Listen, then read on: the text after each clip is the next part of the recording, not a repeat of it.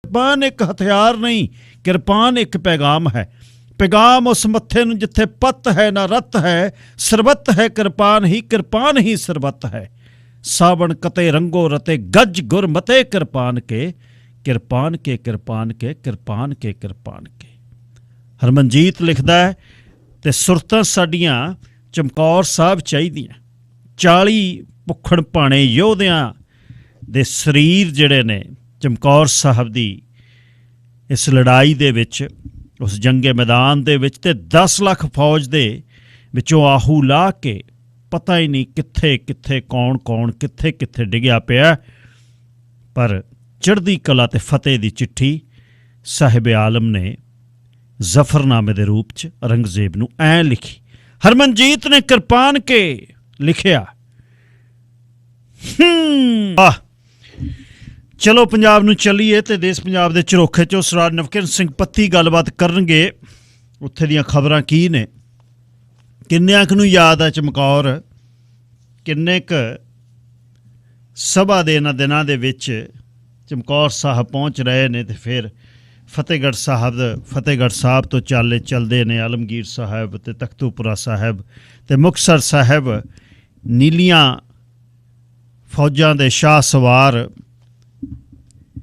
इन्हां दिनां दे विच उन्हां सड़कां ते निकलदे ने जिहड़े तवारीखां कायम रख रहे ने साडियां। सरदार नवकिरण सिंह जी स्वागत, सत श्री अकाल। शुक्रिया गिल साहब जी। सब तो पहला तुहानू ਅਤੇ शेरे पंजाब रेडियो सुन रहे सारे ही ਸਰੋਤਿਆਂ ਨੂੰ मेरे वालों भी प्यार भरी सत श्री अकाल जी। जी गिल साहब, चमकौर साहब दी सभा दे दिन ने पंजाब दे विच किस तरह दा माहौल है? जी जी गिल साहब, देखो इन्हां दिनां दे विच साहिबजादियां दी जिहड़ी लसानी कुर्बानी है ਉਹਨੂੰ सिजदा कीता जांदा गा। और अपने पंजाब दे पिंडां दे विचों धुंद होण दे बावजूद, कड़कदी ठंड होण दे बावजूद हर वरे इन्हां दिनां दे विच काफले ने जिहड़े ਉਹ ਜਾਂਦੇ ਨੇ। ਗਿੱਲ ਸਾਹਿਬ, ਆਪਣੇ ਆਮ ਤੌਰ ਦੇ ਉੱਤੇ ਕਿਹਾ ਜਾਂਦਾ ਹੈ ਕਿ ਸਰਹੰਦ ਜਾਣਾ ਹੈ। ਹੁਣ ਪਹਿਲਾਂ ਚਮਕੌਰ ਸਾਹਿਬ ਤੇ ਇਸ ਤੋਂ ਬਾਅਦ ਸਰਹੰਦ ਨੂੰ ਜਿਹੜੇ ਚਾਲੇ ਨੇ ਉਹ ਪਾਏ ਜਾਂਦੇ ਨੇ। ਔਰ ਵਾਕਈ ਸੰਤ ਰਾਮਦਾਸੀ ਹੋਰਾਂ ਦੀਆਂ ਸਤਰਾਂ ਨੇ ਕੱਚੀ ਕੜੀ ਚਮਕੌਰ ਦੀ ਮੂਹਰੇ ਕਿਲਾ ਦਿੱਲੀ ਦਾ ਅਸੀਂ ਝੁਕਾ ਦਿਆਂਗੇ, ਝੋਰਾ ਕਰੀ ਨਾ ਕਿਲੇ ਆਨੰਦਪੁਰ ਦਾ, ਕੁੱਲੀ ਕੁੱਲੀ ਨੂੰ ਕਿਲਾ ਬਣਾ ਦਿਆਂਗੇ। ਤਾਂ ਵਾਕਈ ਜੀ ਅੱਜ ਵੀ ਸ਼੍ਰੀ ਗੁਰੂ ਗੋਬਿੰਦ ਸਿੰਘ ਜੀ ਦੇ ਉਹਨਾਂ ਸਾਹਿਬਜ਼ਾਦਿਆਂ ਦੀ ਸ਼ਹਾਦਤ ਆ ਜਿਹੜੀ ਉਹ ਪ੍ਰੇਰਨਾ ਸਰੋਤ ਹੈ ਜੀ। ਲੇਕਿਨ ਹੁਣ ਇਹਨਾਂ ਦਿਨਾਂ ਦੇ ਵਿੱਚ ਵੋਟਾਂ ਦਾ ਦੌਰ ਹੈ ਔਰ ਆਹ ਦਿਨਾਂ ਦੇ ਵਿੱਚ ਉਹ ਕੁਰਬਾਨੀ ਨੂੰ ਸਾਡੇ ਰਾਜਨੀਤਿਕ ਆਗੂ ਨੇ ਜਿਹੜੇ ਉਹ ਇਸ ਰੂਪ ਦੇ ਵਿੱਚ ਗਿੱਲ ਸਾਹਿਬ ਕਿ ਕੋਈ ਤਾਂ ਰੈਲੀਆਂ ਕਰਨ ਲੱਗਿਆ ਹੋਇਆ ਆਹ ਦਿਨਾਂ ਦੇ ਵਿੱਚ, ਕੋਈ ਆਹ ਦਿਨਾਂ ਦੇ ਵਿੱਚ ਪੰਜਾਬ ਦੇ ਵਿੱਚ ਵੋਟਾਂ ਇਕੱਠੀਆਂ ਕਰਨ ਲੱਗਿਆ ਹੋਇਆ, ਕੋਈ ਆਹ ਦਿਨਾਂ 'ਚ ਝੂਠੇ ਵਾਅਦੇ ਕਰਨ ਲੱਗਿਆ ਹੋਇਆ, ਕੋਈ ਆਹ ਦਿਨਾਂ ਦੇ ਵਿੱਚ ਸਿਆਸਤ ਕਰਨ ਲੱਗਿਆ ਹੋਇਆ। ਤੇ ਸ਼੍ਰੀ ਗੁਰੂ ਗ੍ਰੰਥ ਸਾਹਿਬ ਦੀ ਬੇਅਦਬੀ ਦੀਆਂ ਵਾਪਰਦੀਆਂ ਹੋਈਆਂ ਘਟਨਾਵਾਂ ਨੇ ਜਿਹੜੀਆਂ ਉਹ ਵੀ ਇਸ ਪਾਸੇ ਨੂੰ ਲਿਜਾ ਰਹੀਆਂ ਕਿ ਅੱਜ ਅਸੀਂ ਕਿੱਥੇ ਜਾ ਖੜੇ। ਜੀ ਗਿੱਲ ਸਾਹਿਬ, ਪੰਜਾਬ ਦੀ ਰਾਜਨੀਤੀ 'ਚ ਧੜਥੱਲੀ ਮੱਚੀ ਪਈ ਹੈ। ਸਰ ਸੁੰਦਰ ਸਿੰਘ ਮਜੀਠੀਏ ਦਾ ਪੜਪੋਤਾ ਤੇ ਜਿਹੜੇ ਮਜੀਠੀਏ ਸਰਦਾਰਾਂ ਨੇ ਕਦੇ ਮਹਾਰਾਜਾ ਰਣਜੀਤ ਸਿੰਘ ਦੇ ਜਰਨੈਲ ਰਹੇ ਤੇ ਫਰੰਗੀਆਂ ਨਾਲ ਬਹੁਤ ਬਣੀ ਸਰ ਦੇ ਜਿਹੜੇ ਨੇ ਉਹ ਉਪਾਧੀਆਂ ਮਿਲੀਆਂ। ਤੇ ਉਸ ਤੋਂ ਬਾਅਦ ਸੁਰਜੀਤ ਸਿੰਘ ਤੇ ਸਤਿਆਜੀਤ ਸਿੰਘ ਚੌਥੀ ਪੀੜ੍ਹੀ 'ਚ ਇਹ ਹੁਣ ਦਾ ਜਿਹੜਾ ਮਜੀਠੀਆ ਹੈ। ਤੇ ਇਸ ਦੇ ਬਾਰੇ ਹੁਣ ਕੀ ਖਬਰਾਂ ਨੇ? ਤੇ ਲੁੱਕਆਊਟ ਨੋਟਿਸ ਜਿਹੜਾ ਉਹ ਜਾਰੀ ਹੋ ਗਿਆ ਜੀ ਤੇ ਲੱਭ ਰਹੇ ਨੇ ਪੁਲਿਸ ਵਾਲੇ ਤੇ ਈਡੀ ਵਾਲੇ।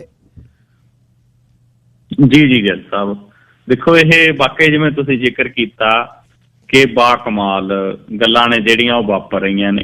ਸ਼੍ਰੋਮਣੀ ਗੁਰਦੁਆਰਾ ਪ੍ਰਬੰਧਕ ਕਮੇਟੀ ਦੇ ਪ੍ਰਧਾਨ ਨੇ ਜਿਹੜੇ ਉਹ ਇਹਨਾਂ ਦੇ ਪਰਿਵਾਰਕ ਮੈਂਬਰ ਨੇ ਜਿਹੜੇ ਉਹ ਰਹੇ ਨੇ ਇਹਨਾਂ ਦੇ ਬਜ਼ੁਰਗ। ਤੇ ਅੱਜ ਉਸੇ ਪਰਿਵਾਰ ਦਾ ਜਿਹੜਾ ਬਿਕਰਮਜੀਤ ਸਿੰਘ ਮਜੀਠੀਆ ਨਸ਼ਿਆਂ ਦੇ ਮਾਮਲੇ ਦੇ ਵਿੱਚ ਭੱਜਿਆ ਫਿਰਦਾ ਜੇ ਕਹਿਣਾ ਹੋਵੇ। ਕੱਲ ਤੱਕ ਸੱਤਾ ਦਾ ਨਸ਼ਾ ਜਿਹੜੇ ਵਿਅਕਤੀ ਦੇ ਸਿਰ ਚੜ ਕੇ ਬੋਲਦਾ ਸੀ, ਅੱਜ ਉਹੀ ਵਿਅਕਤੀ ਆ ਜਿਹੜਾ ਉਹ ਗਿੱਲ ਸਾਹਿਬ ਅੰਡਰਗਰਾਊਂਡ ਹੋ ਗਿਆ, ਰੂਪੋਸ਼ ਹੋ ਗਿਆ।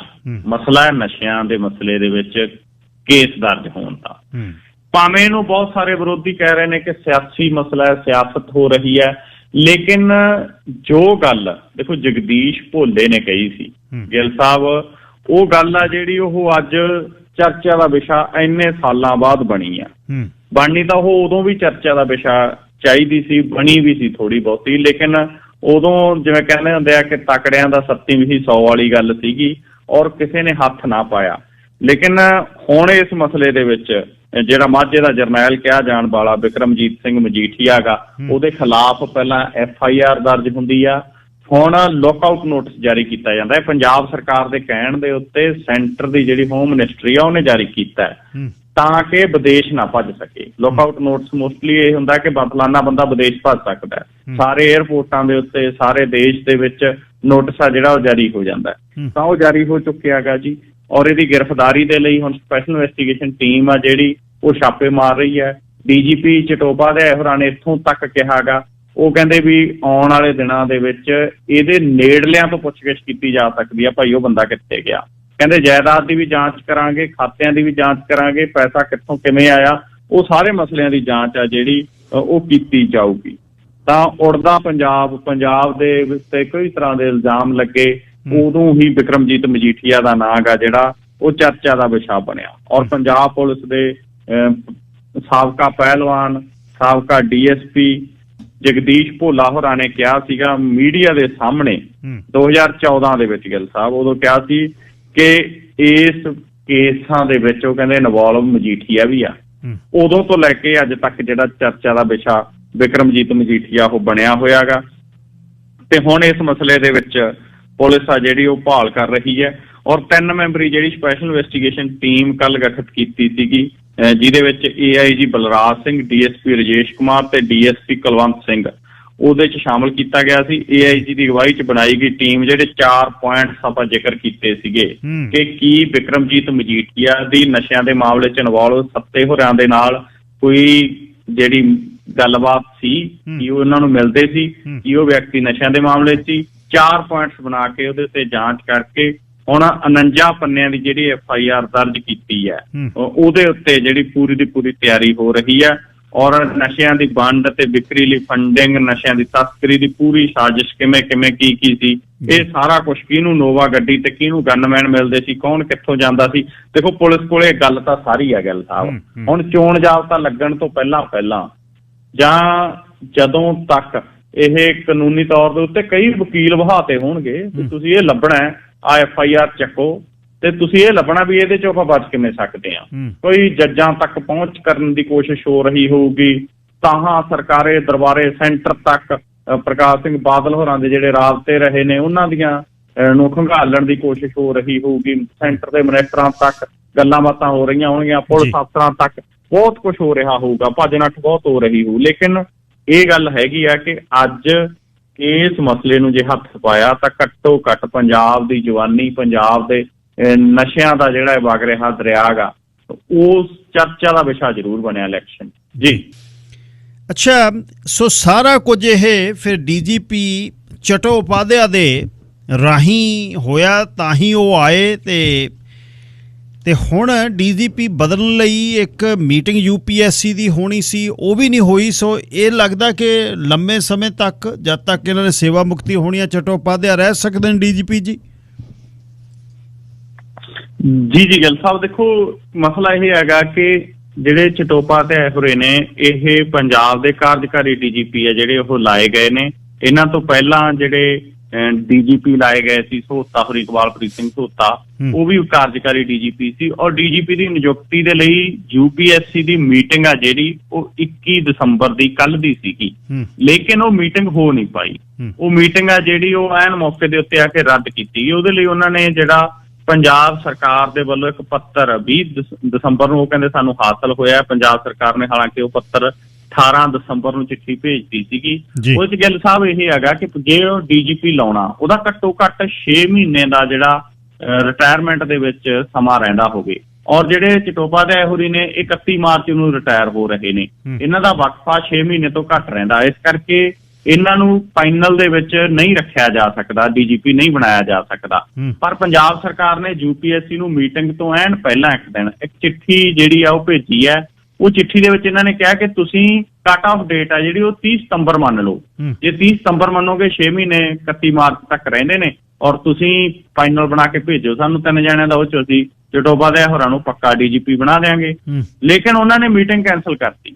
ਹੁਣ ਗਿੱਲ ਸਾਹਿਬ ਇਹਦੇ ਤੇ ਇਹ ਹੋਣਾਗਾ ਕਿ ਜੇ ਤਾਂ ਚੋਣ ਜਾਬਤਾ ਲੱਗਣ ਤੋਂ ਪਹਿਲਾਂ UPSC ਦੀ ਮੀਟਿੰਗ ਹੋ ਜਾਂਦੀ ਆ, ਔਰ UPSC ਜਿਹੜੀ ਸੈਂਟਰ ਦਾ ਅਦਾਰਾ, ਉਹ ਇਸ ਵਿਸ਼ੇ ਦੇ ਉੱਤੇ ਪੰਜਾਬ ਸਰਕਾਰ ਦੀ ਚਿੱਠੀ ਤੇ ਗੌਰ ਕਰ ਲੈਂਦੀ ਆ ਕਿ 30 ਸਤੰਬਰ ਨੂੰ ਕੱਟ ਆਫ ਡੇਟ ਮੰਨ ਕੇ ਜਿਹੜੀ ਆ ਸੀਨੀਅਰਟੀ ਬਣਾਉਂਦੀ ਆ, ਤਾਂ 3 ਮੈਂਬਰਾਂ ਦਾ ਪੈਨਲ ਭੇਜੋ, ਚਟਾਪਾ ਦੇ ਹੋਰਾਂ ਦਾ ਨਾਂ ਹੋ ਸਕਦਾ ਔਰ ਉਹਦੇ ਚੋਂ ਇਹ DGP ਬਣ ਸਕਦੇ ਨੇ।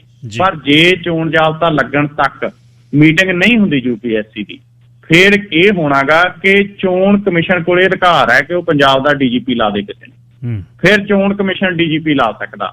ਔਰ ਮੈਨੂੰ ਲੱਗਦਾਗਾ ਕਿ ਜਦੋਂ ਤੱਕ ਚੋਣ ਜਾਬਤਾ ਹੋਣਾਗਾ ਉਦੋਂ ਤੱਕ ਸ਼ਾਇਦ ਜਿਹੜੀ ਮੀਟਿੰਗ ਨਹੀਂ ਹੋਊਗੀ, ਕਿਉਂਕਿ 1987 ਤੋਂ 91 ਤੱਕ ਦੇ DGP ਰੈਂਕ ਦੇ ਪੁਲਿਸ ਅਧਿਕਾਰੀਆਂ ਦੇ ਨਾਮ ਨੇ ਜਿਹੜੇ ਉਹ ਫਾਈਨਲ ਦੀ ਚੋਣ ਲਈ ਭੇਜੇ ਹੋਏ ਨੇ, ਪਰ ਮੀਟਿੰਗ ਆ ਜਿਹੜੀ ਉਹ ਟਲ ਗਈ ਇੱਕ ਵਾਰ। ਤਾਂ ਇਸ ਕਰਕੇ ਲੱਗਦਾਗਾ ਕਿ ਹੁਣ ਤਾਂ ਚੋਣ ਕਮਿਸ਼ਨ ਹੀ ਜਿਹੜਾ ਉਹ ਪੰਜਾਬ ਦੇ ਵਿੱਚ ਚੋਣ ਜਾਬਤਾ ਲੱਗਣ ਤੋਂ ਬਾਅਦ ਆ ਜਿਹੜਾ DGP ਨਵਾਂ ਨਿਯੁਕਤ ਕਰ ਸਕਦਾ। ਉਦੋਂ ਤੱਕ ਚਟੋਪਾ ਦੇ ਇਹੋ ਜਿਹੇ ਬਣੇ ਰਹਿਣਗੇ ਪੰਜਾਬ ਦੇ DGP।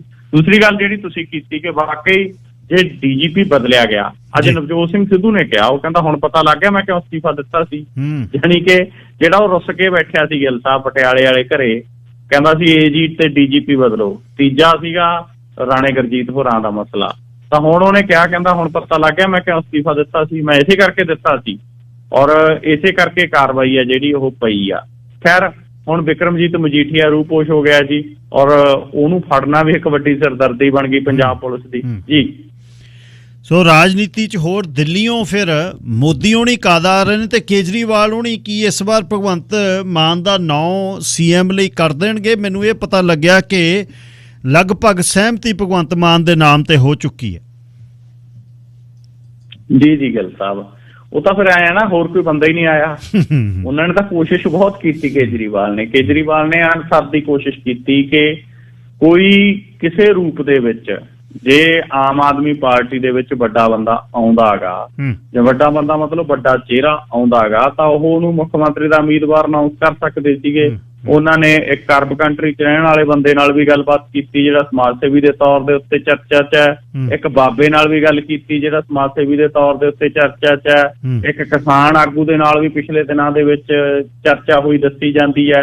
ਇਸ ਤੋਂ ਇਲਾਵਾ ਇਹ ਵੀ ਚਰਚਾ ਚੱਲੀ ਕਿ ਨਵਜੋਤ ਸਿੰਘ ਸਿੱਧੂ ਨਾਲ ਵੀ ਗੱਲਬਾਤ ਹੋਈ ਹੈ, ਤੇ ਹੋਰ ਬਹੁਤ ਸਾਰੇ ਰਾਜਨੀਤਿਕ ਆਗੂਆਂ ਬਾਰੇ, ਈਵਨ ਕਾਂਗਰਸ ਦੇ ਬਾਰੇ ਤੇ ਹੋਰਾਂ ਬਾਰੇ ਵੀ ਚਰਚਾ ਚੱਲੀ।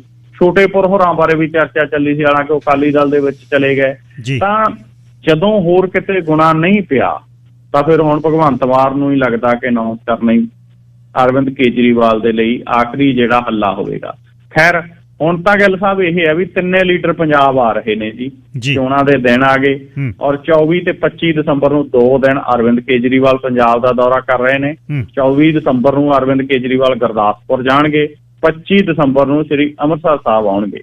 ਔਰ ਗੁਰਦਾਸਪੁਰ ਤੇ ਸ੍ਰੀ ਅੰਮ੍ਰਿਤਸਰ ਸਾਹਿਬ ਦਾ ਜਿਹੜਾ ਦੌਰਾ ਗਾ ਅਰਵਿੰਦ ਕੇਜਰੀਵਾਲ ਦਾ, ਇੱਕ ਤਾਂ ਗਿੱਲ ਸਾਹਿਬ ਇਹ ਦੌਰੇ ਨੇ ਜਿਹੜੇ ਮਾਝੇ ਕਣੀ ਨੂੰ ਬਾਹਲੇ ਗੇੜੇ ਕੱਢ ਰਹੇ ਨੇ, ਉਹ ਸਰਹੱਦੀ ਏਰੀਆ ਜਿਹੜਾ ਗਾ ਉਹ ਉਧਰ ਪਹਿਲਾਂ ਤਿਰੰਗਾ ਯਾਤਰਾ ਕੱਢ ਕੇ ਗਏ ਨੇ ਪਿਛਲੇ ਦਿਨਾਂ ਦੇ ਵਿੱਚ, ਤੇ ਉਧਰ ਗੇੜੇ ਜ਼ਿਆਦਾ ਦੇ ਰਹੇ ਨੇ ਕੇਜਰੀਵਾਲ ਹੋਰੀ, ਉਹ ਕੰਸਨਟਰੇਟ ਉਧਰ ਕਰ ਰਹੇ ਨੇ। ਤੇ ਉਹ 24-25 ਦਸੰਬਰ ਨੂੰ ਆ ਰਹੇ ਨੇ ਜੀ। ਔਰ ਪ੍ਰਧਾਨ ਮੰਤਰੀ ਨਰਿੰਦਰ ਮੋਦੀ ਹੋਰਾਂ ਦੇ 26-27 ਦਸੰਬਰ ਦੇ ਦਿਨਾਂ ਦੇ ਵਿੱਚ ਆਉਣ ਦੀ ਆਸ ਉਮੀਦ ਹੈ। ਉਧਰ ਅੱਜ ਦਿੱਲੀ ਦੇ ਵਿੱਚ ਮੀਟਿੰਗ ਹੋਈ ਹੈ ਰਾਹੁਲ ਗਾਂਧੀ ਦੀ ਅਗਵਾਈ ਦੇ ਵਿੱਚ, ਉਹਦੇ ਸੁਨੀਲ ਜਾਖੜ ਸੀ, ਰਵਨੀਤ ਬਿੱਟੂ ਸੀ, ਕਾਂਗਰਸ ਦੇ ਹੋਰ ਕਈ ਸੰਸਦ ਮੈਂਬਰਾਂ ਸਮੇਤ ਬੜੇ ਸੀਨੀਅਰ ਆਗੂ ਸੀਗੇ ਉੱਥੇ ਚਰਚਾ ਹੋਈ ਹੈ ਵੀ ਰਾਣਾ ਸੋਢੀ ਚਲਿਆ ਗਿਆ, ਔਰ ਉੱਥੇ ਚਰਚਾ ਹੋਈ ਹੈ ਕਿ ਇੱਕ ਲੰਮੀ ਕਤਾਰ ਬਣਾਈ ਖੜੇ ਨੇ ਕਾਂਗਰਸੀ, ਇਹ ਕਿਤੇ ਚਲੇ ਨਾ ਜਾਣ। ਤਾਂ ਉਹਦੇ ਤੇ ਚਰਚਾ ਦਰਮਿਆਨ ਇਹ ਸੱਦਾ ਦੇ ਆਏ ਵੀ ਗਾਂਧੀ ਸਾਹਿਬ ਤੁਸੀਂ ਆਓ, ਫੇਰ ਗੱਲ ਬਣੂ। ਤਾਂ ਹੁਣ ਗਿੱਲ ਸਾਹਿਬ 24 ਤੇ 25 ਦਸੰਬਰ ਨੂੰ ਤਾਂ ਆ ਰਿਹਾ ਅਰਵਿੰਦ ਕੇਜਰੀਵਾਲ, ਉਸ ਤੋਂ ਬਾਅਦ ਆ ਰਿਹਾ ਨਰਿੰਦਰ ਮੋਦੀ। ਅਜੇ ਡੇਟ ਫਿਕਸ ਨਹੀਂ ਹੋਈ, ਉਂਝ ਲੱਗਦਾ ਹੈ 26, 27 ਜਾਂ 28 ਇਹਨਾਂ ਦਿਨਾਂ ਦੇ ਵਿੱਚ ਜਿਹੜਾ ਪ੍ਰਧਾਨ ਮੰਤਰੀ ਨਰਿੰਦਰ ਮੋਦੀ ਆਉਣਗੇ। ਔਰ ਉਸ ਤੋਂ ਇੱਕ ਅੱਧਾ ਦਿਨ ਬਾਅਦ ਹੀ ਰਾਹੁਲ ਗਾਂਧੀ ਨੇ ਆ ਜਾਣਾ ਪੰਜਾਬ। ਤਾਂ ਤਿੰਨੇ ਜਿਹੜੇ ਲੀਡਰ ਨੇ ਦਿੱਲੀ ਤੋਂ ਪੰਜਾਬ ਆਉਣਗੇ, ਔਰ ਪੰਜਾਬ ਦੇ ਵਿੱਚ ਸਿਆਸੀ ਫਿਜ਼ਾ ਜਿਹੜੀ ਹੈ ਉਹਨੂੰ ਸਰਗਰਮ ਕਰਨਗੇ, ਸਿਆਸਤ ਕਰਨ ਦੇ ਲਈ ਆਉਣਗੇ, ਔਰ ਉਸ ਤੋਂ ਬਾਅਦ ਚੋਣ ਜਾਬਤਾ ਲੱਗ ਜਾਣਾ ਇਹਨਾਂ ਦੀਆਂ। ਇਹ ਇਸ ਹਿਸਾਬ ਦੇ ਨਾਲ ਹੀ ਆ ਰਹੇ ਨੇ। ਉਸ ਤੋਂ ਬਾਅਦ ਚੜ੍ਹਦੀ ਜਨਵਰੀ ਹੈ ਜਿਹੜਾ ਜਾਂ ਦਸੰਬਰ ਦੇ ਇੱਕ ਅੱਧਾ ਦਿਨ ਰਹਿੰਦਿਆਂ ਚੋਣ ਜਾਬਤਾ ਲੱਗ ਜਾਣਾ ਗਾ। ਇਹਨਾਂ ਦਿਨਾਂ ਦੇ ਦਰਮਿਆਨ ਗਿੱਲ ਸਾਹਿਬ ਪੰਜਾਬ ਦੀ ਸਿਆਸਤ ਦੇ ਵਿੱਚ ਹਰ ਪਾਰਟੀ ਹੈ ਜਿਹੜੀ ਉਹ ਹੰਭਲਾ ਮਾਰਨ ਦੀ ਕੋਸ਼ਿਸ਼ ਕਰ ਰਹੀ ਹੈ। ਕੋਈ ਤਾਂ ਦੇਖੋ ਤੁਸੀਂ ਨਸ਼ਿਆਂ ਦਾ ਮਸਲਾ ਚੱਕ ਰਹੀ ਆ, ਹੁਣ ਕਾਂਗਰਸ ਵਾਲਿਆਂ ਨੂੰ ਤਾਂ ਇਹ ਲੱਗਣ ਲੱਗ ਗਿਆ ਵੀ 4.5 ਸਾਲ ਪੌਣੇ 5 ਸਾਲ ਦੇ ਜਿੰਨੇ ਮਤਲਬ ਆਪਣੇ ਉੱਤੇ ਦਾਗ ਲੱਗਦੇ ਨੇ, ਜਿੰਨਾ ਲੱਗਦਾ ਵੀ ਨਾ ਘਰ ਘਰ ਨੌਕਰੀ ਦਿੱਤੀ, ਨਾ ਸ਼੍ਰੀ ਗੁਰੂ ਗ੍ਰੰਥ ਸਾਹਿਬ ਦੀ ਬੇਅਦਬੀ ਦੇ ਦੋਸ਼ੀ ਫੜੇ, ਨਾ ਬਹਿਬਲ ਕਲਾ ਕੋਟਕਪੂਰਾ ਗੋਲੀ ਕਾਂਡ ਦੇ ਦੋਸ਼ੀ ਫੜੇ, ਨਾ ਸਮੇਧ ਸੈਣੀ ਫੜਿਆ ਗਿਆ, ਨਾ ਹੋਰ। ਇਹਨਾਂ ਨੂੰ ਲੱਗਦਾ ਵੀ ਸਾਰਾ ਕੁਛ ਹੀ ਆ ਜਾਊਗਾ, ਜਿਵੇਂ ਕਹਿੰਦੇ ਹਾਥੀ ਦੀ ਪੈੜ ਤੇ ਸਾਰਾ ਕੁਛ ਹੀ ਆ ਜਾਂਦਾ, ਬਿਕਰਮਜੀਤ ਮਜੀਠੀਆ ਫੜ ਲਓ ਸਾਰਾ ਕੁਛ ਹੀ ਆ ਜਾਊ। ਇਹ ਤਾਂ ਹੁਣ ਇਸ ਪਾਸੇ ਪੈ ਗਏ। ਉਧਰੋਂ ਅਰਵਿੰਦ ਕੇਜਰੀਵਾਲ ਕਿਤੇ 1000 ਰੁਪਇਆ ਦੇਵਾਂਗੇ ਕਹਿੰਦਾ, ਕਿਤੇ ਕਹਿੰਦਾ ਵੀ ਆਹ ਅਸੀਂ ਚੀਜ਼ ਕਰਾਂਗੇ, ਵਾਅਦੇ ਕਰਦਾ ਵੀ ਪੱਕੇ ਆਹ ਵਾਅਦਾ। ਉਧਰ ਸੁਖਬੀਰ ਬਾਦਲ ਨੇ ਇੱਕ ਕੰਮ ਫੜਿਆ ਹੋਇਆ ਵੀ ਜੇ ਉਹ 1000 ਕਹਿੰਦਾ 2000 ਕਹਿ ਦਿਓ, ਜੇ ਉਹ ਕਹਿੰਦਾ ਵੀ ਬਿਜਲੀ ਦਾ 200 ਮਾਫ ਕਰਾਂਗੇ 400 ਕਹਿ ਦਿਓ, ਤਾਂ ਉਹ ਦੁੱਗਣਾ ਕਰਨ ਦੇ ਉੱਤੇ ਗੱਲ ਲੱਗੀ ਹੋਈ ਆ। ਸੋ ਇਹ ਪੰਜਾਬ ਦੀ ਗਰਾਊਂਡ ਰਿਐਲਿਟੀ ਆ ਜਿਹੜੀ, ਪੰਜਾਬ ਖਾਲੀ ਹੋ ਰਿਹਾ, ਪੰਜਾਬ ਬੰਜਰ ਹੋ ਰਿਹਾ, ਪੰਜਾਬ ਦੇ ਵਿੱਚੋਂ ਐਜੂਕੇਸ਼ਨ ਹੈਲਥ ਜਿਹੜੇ 2 ਸੈਕਟਰ ਨੇ, ਦੋਨਾਂ ਸੈਕਟਰਾਂ ਦੇ ਵਿੱਚ ਆਮ ਲੋਕਾਂ ਦੀ ਪਹੁੰਚ ਤੋਂ ਬਾਹਰ ਹੋ ਰਿਹਾ ਕੰਮ। ਇਸ ਤੋਂ ਇਲਾਵਾ ਨਸ਼ੇ ਪੰਜਾਬ ਦੇ ਵਿੱਚ ਲਗਾਤਾਰ ਆ ਰਹੇ ਨੇ, ਬੇਰੁਜ਼ਗਾਰੀ ਪੰਜਾਬ ਦਾ ਬਹੁਤ ਵੱਡਾ ਮੁੱਦਾ ਹੈ। ਇਹਨਾਂ ਮੁੱਦਿਆਂ ਨੂੰ ਕੋਈ ਸੰਬੋਧਨ ਨਹੀਂ ਹੋ ਰਿਹਾ ਜੀ। ਦਰਬਾਰ ਸਾਹਿਬ ਦੇ ਵਿੱਚ ਜਿਹੜਾ ਬੰਦਾ ਫੜਿਆ ਉਹਦੇ ਮੈਨੂੰ ਇਹ ਵੀ ਪਤਾ ਲੱਗਿਆ ਕਿ ਦੁਪਹਿਰੇ ਵੀ ਉਹਨੂੰ ਜਿਹੜੀ ਟਾਸਕ ਫੋਰਸ ਵਾਲਿਆਂ ਨੇ ਇੱਕ ਵਾਰ ਪੁੱਛਗਿੱਛ ਕੀਤੀ ਆ, ਉਹਦੇ ਬਾਅਦ ਛੱਡਤਾ। ਫੜਨ ਤੋਂ ਬਾਅਦ ਉਸ ਨੂੰ ਮਾਰਤਾ, ਹੁਣ ਸੰਸਕਾਰ ਵੀ ਹੋ ਗਿਆ, ਉਹਦਾ ਪਤਾ ਹੀ ਕੁਛ ਨਹੀਂ ਬਈ ਉਹ ਕੌਣ ਸੀ, ਕਿੱਥੇ ਦਾ ਸੀ, ਕੀ ਨਾਂ ਸੀ। ਇਹਦੇ ਬਾਰੇ ਕੀ ਖਬਰ ਹੈ ਜੀ? ਜੀ ਗਿੱਲ ਸਾਹਿਬ, ਵਾਕਈ ਉਹ ਵਿਅਕਤੀ ਕੌਣ ਸੀ, ਪੰਜਾਬ ਦਾ ਸੀ ਜਾਂ ਪੰਜਾਬ ਤੋਂ ਬਾਹਰਲਾ ਸੀ, ਈਵਨ ਭਾਰਤ ਦਾ ਸੀ ਜਾਂ ਭਾਰਤ ਤੋਂ ਬਾਹਰਲਾ ਸੀ, ਇਹ ਵੀ ਪਤਾ ਨਹੀਂ ਲੱਗ ਸਕਿਆ। ਆਮ ਤੌਰ ਦੇ ਉੱਤੇ ਆਪਣੇ ਆਧਾਰ ਕਾਰਡ, ਜਿਵੇਂ ਆਪਾਂ ਕੱਲ ਵੀ ਜ਼ਿਕਰ ਕੀਤਾ, ਹੀ ਬਣੇ ਹੋਏ ਨੇ। ਆਧਾਰ ਕਾਰਡ ਦਾ ਡਾਟਾ ਗਾ ਜਿਹੜਾ ਗਿੱਲ ਸਾਹਿਬ ਉਹ ਆਨਲਾਈਨ ਆ। ਕਿਤੋਂ ਵੀ ਤੁਸੀਂ ਉਂਗਲ ਰੱਖੋਗੇ ਤਾਂ ਤੁਹਾਡਾ ਸਾਰਾ ਜਿਹੜਾ ਡਾਟਾ ਹੈਗਾ ਉਹ ਸਕਰੀਨ ਦੇ ਉੱਤੇ ਆ ਜਾਣਾ ਕਿ ਆਹ ਨਾਂ, ਆਹ ਪਿਤਾ ਦਾ ਨਾਂ, ਪਿੰਡ ਦਾ ਨਾਂ, ਸਟੇਟ, ਆਹ ਮੋਬਾਈਲ ਨੰਬਰ, ਟੋਟਲ ਡਾਟਾ ਜਿਹੜਾ ਉਹ ਤੁਹਾਡਾ ਆ ਜਾਣਾ। ਲੇਕਿਨ ਇਹ ਬੰਦੇ ਦਾ ਡੈਥ ਮਰਨ ਤੋਂ ਬਾਅਦ ਜਦੋਂ ਉਂਗਲ ਰੱਖੀ ਤਾਂ ਕੋਈ ਡਾਟਾ ਨਹੀਂ ਆਇਆ। ਇਸ ਤੋਂ ਇਲਾਵਾ ਇਹਦੀ ਤਸਵੀਰ ਪੁਲਿਸ ਦੇ ਵੱਲੋਂ ਜਾਰੀ ਕੀਤੀ ਗਈ, ਸਾਰੇ ਭਾਰਤ ਦੇ ਵਿੱਚ ਜਾਰੀ ਕੀਤੀ ਗਈ, ਤਾਂ ਉਹ ਤਸਵੀਰ ਤੋਂ ਕੋਈ ਪਤਾ ਨਹੀਂ ਲੱਗਿਆ ਬੰਦਾ ਕਿੱਥੋਂ ਦਾ ਸੀ। ਇਹਦੇ ਕੋਲੋਂ ਕੋਈ ਗਿੱਲ ਸਾਹਿਬ ਨਹੀਂ, ਕਿਸੇ ਵਿਅਕਤੀ ਦੇ ਕੋਲੇ ਕੋਈ ਆਈਡੀ ਪ੍ਰੂਫ ਹੁੰਦਾ ਹੈ, ਕੋਈ ਆਧਾਰ ਕਾਰਡ ਹੁੰਦਾ ਹੈ, ਕੋਈ ਵੋਟਰ ਕਾਰਡ ਹੁੰਦਾ ਹੈ, ਕੋਈ ਲਾਇਸੈਂਸ ਹੁੰਦਾ ਹੈ, ਕੋਈ ਰਾਸ਼ਨ ਕਾਰਡ ਹੁੰਦਾ ਹੈ, ਇਹਦੇ ਕੋਲ ਕੁਛ ਨਹੀਂ ਮਿਲਿਆ।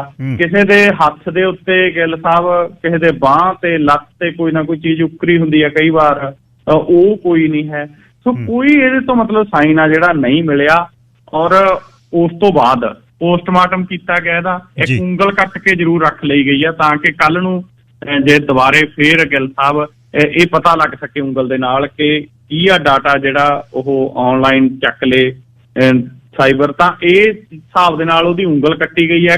ਇੱਕ ਉਹਦੀ ਹੱਡੀ ਆ ਜਿਹੜੀ ਉਹ ਕੱਢੀ ਗਈ ਆ ਤਾਂ ਕਿ ਕੱਲ ਨੂੰ DNA ਕਰਕੇ ਮੈਚ ਕਰਨ ਦੀ ਕੋਸ਼ਿਸ਼ ਕੀਤੀ ਜਾਵੇ, ਕੱਲ ਨੂੰ ਲੋੜ ਪੈਂਦੀ ਆ ਤਾਂ। ਇਸ ਤੋਂ ਇਲਾਵਾ ਫੋਰੈਂਸਿਕ ਵਿਭਾਗ ਦੇ ਮਾਹਰਾਂ ਦੇ ਵੱਲੋਂ ਉਹਦਾ ਹੋਰ ਕਾਫੀ ਜਾਂਚ ਆ, ਜਿਹੜੇ ਸੈਂਪਲ ਨੇ ਉਹ ਲੈ ਕੇ ਰੱਖੇ ਗਏ ਨੇ। ਔਰ ਅੱਜ ਪੋਸਟਮਾਰਟਮ ਤੋਂ ਬਾਅਦ ਉਹਦਾ ਸੰਸਕਾਰ ਆ ਜਿਹੜਾ ਉਹ ਕਰ ਦਿੱਤਾ ਗਿਆ ਪੁਲਿਸ ਦੇ ਵੱਲੋਂ ਜੀ। ਕੱਲ ਸਵੇਰੇ ਜੀ ਫੇਰ 7:20 ਤੇ ਗੱਲਬਾਤ ਕਰਾਂਗੇ। ਧੰਨਵਾਦ ਤੁਹਾਡਾ, ਸ਼ੁਭ ਸ਼ਾਮ। ਸ਼ੁਕਰੀਆ ਗਿੱਲ ਸਾਹਿਬ, ਤੁਹਾਡਾ ਤੇ ਸਾਰੇ ਸਰੋਤਿਆਂ ਦਾ ਵੀ ਬਹੁਤ ਬਹੁਤ ਧੰਨਵਾਦ ਜੀ।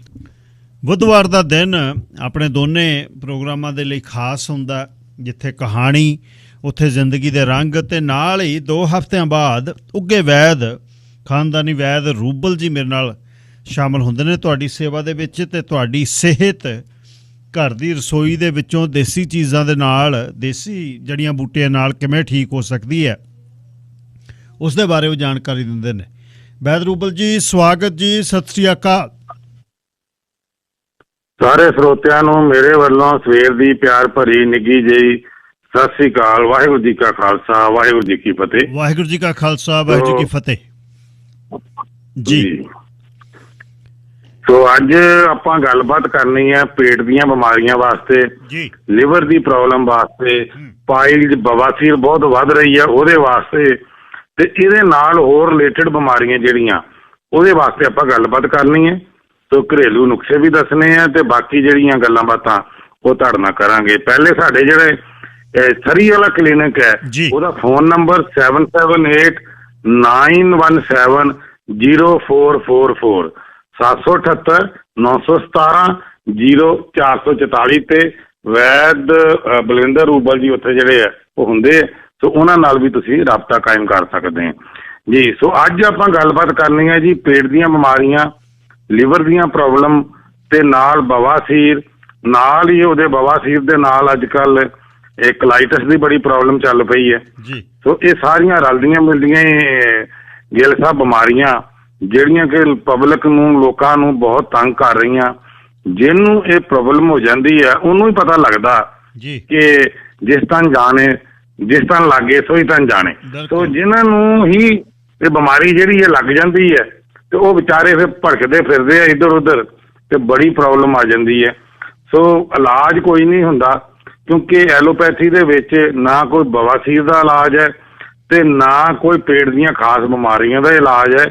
ਸਿਰਫ ਤੇ ਸਿਰਫ ਇੱਕ ਗੈਸ ਦਾ ਕੈਪਸੂਲ ਦੇ ਕੇ ਛੁਟਕਾਰਾ ਜ਼ਰੂਰ ਪਾਇਆ ਜਾਂਦਾ।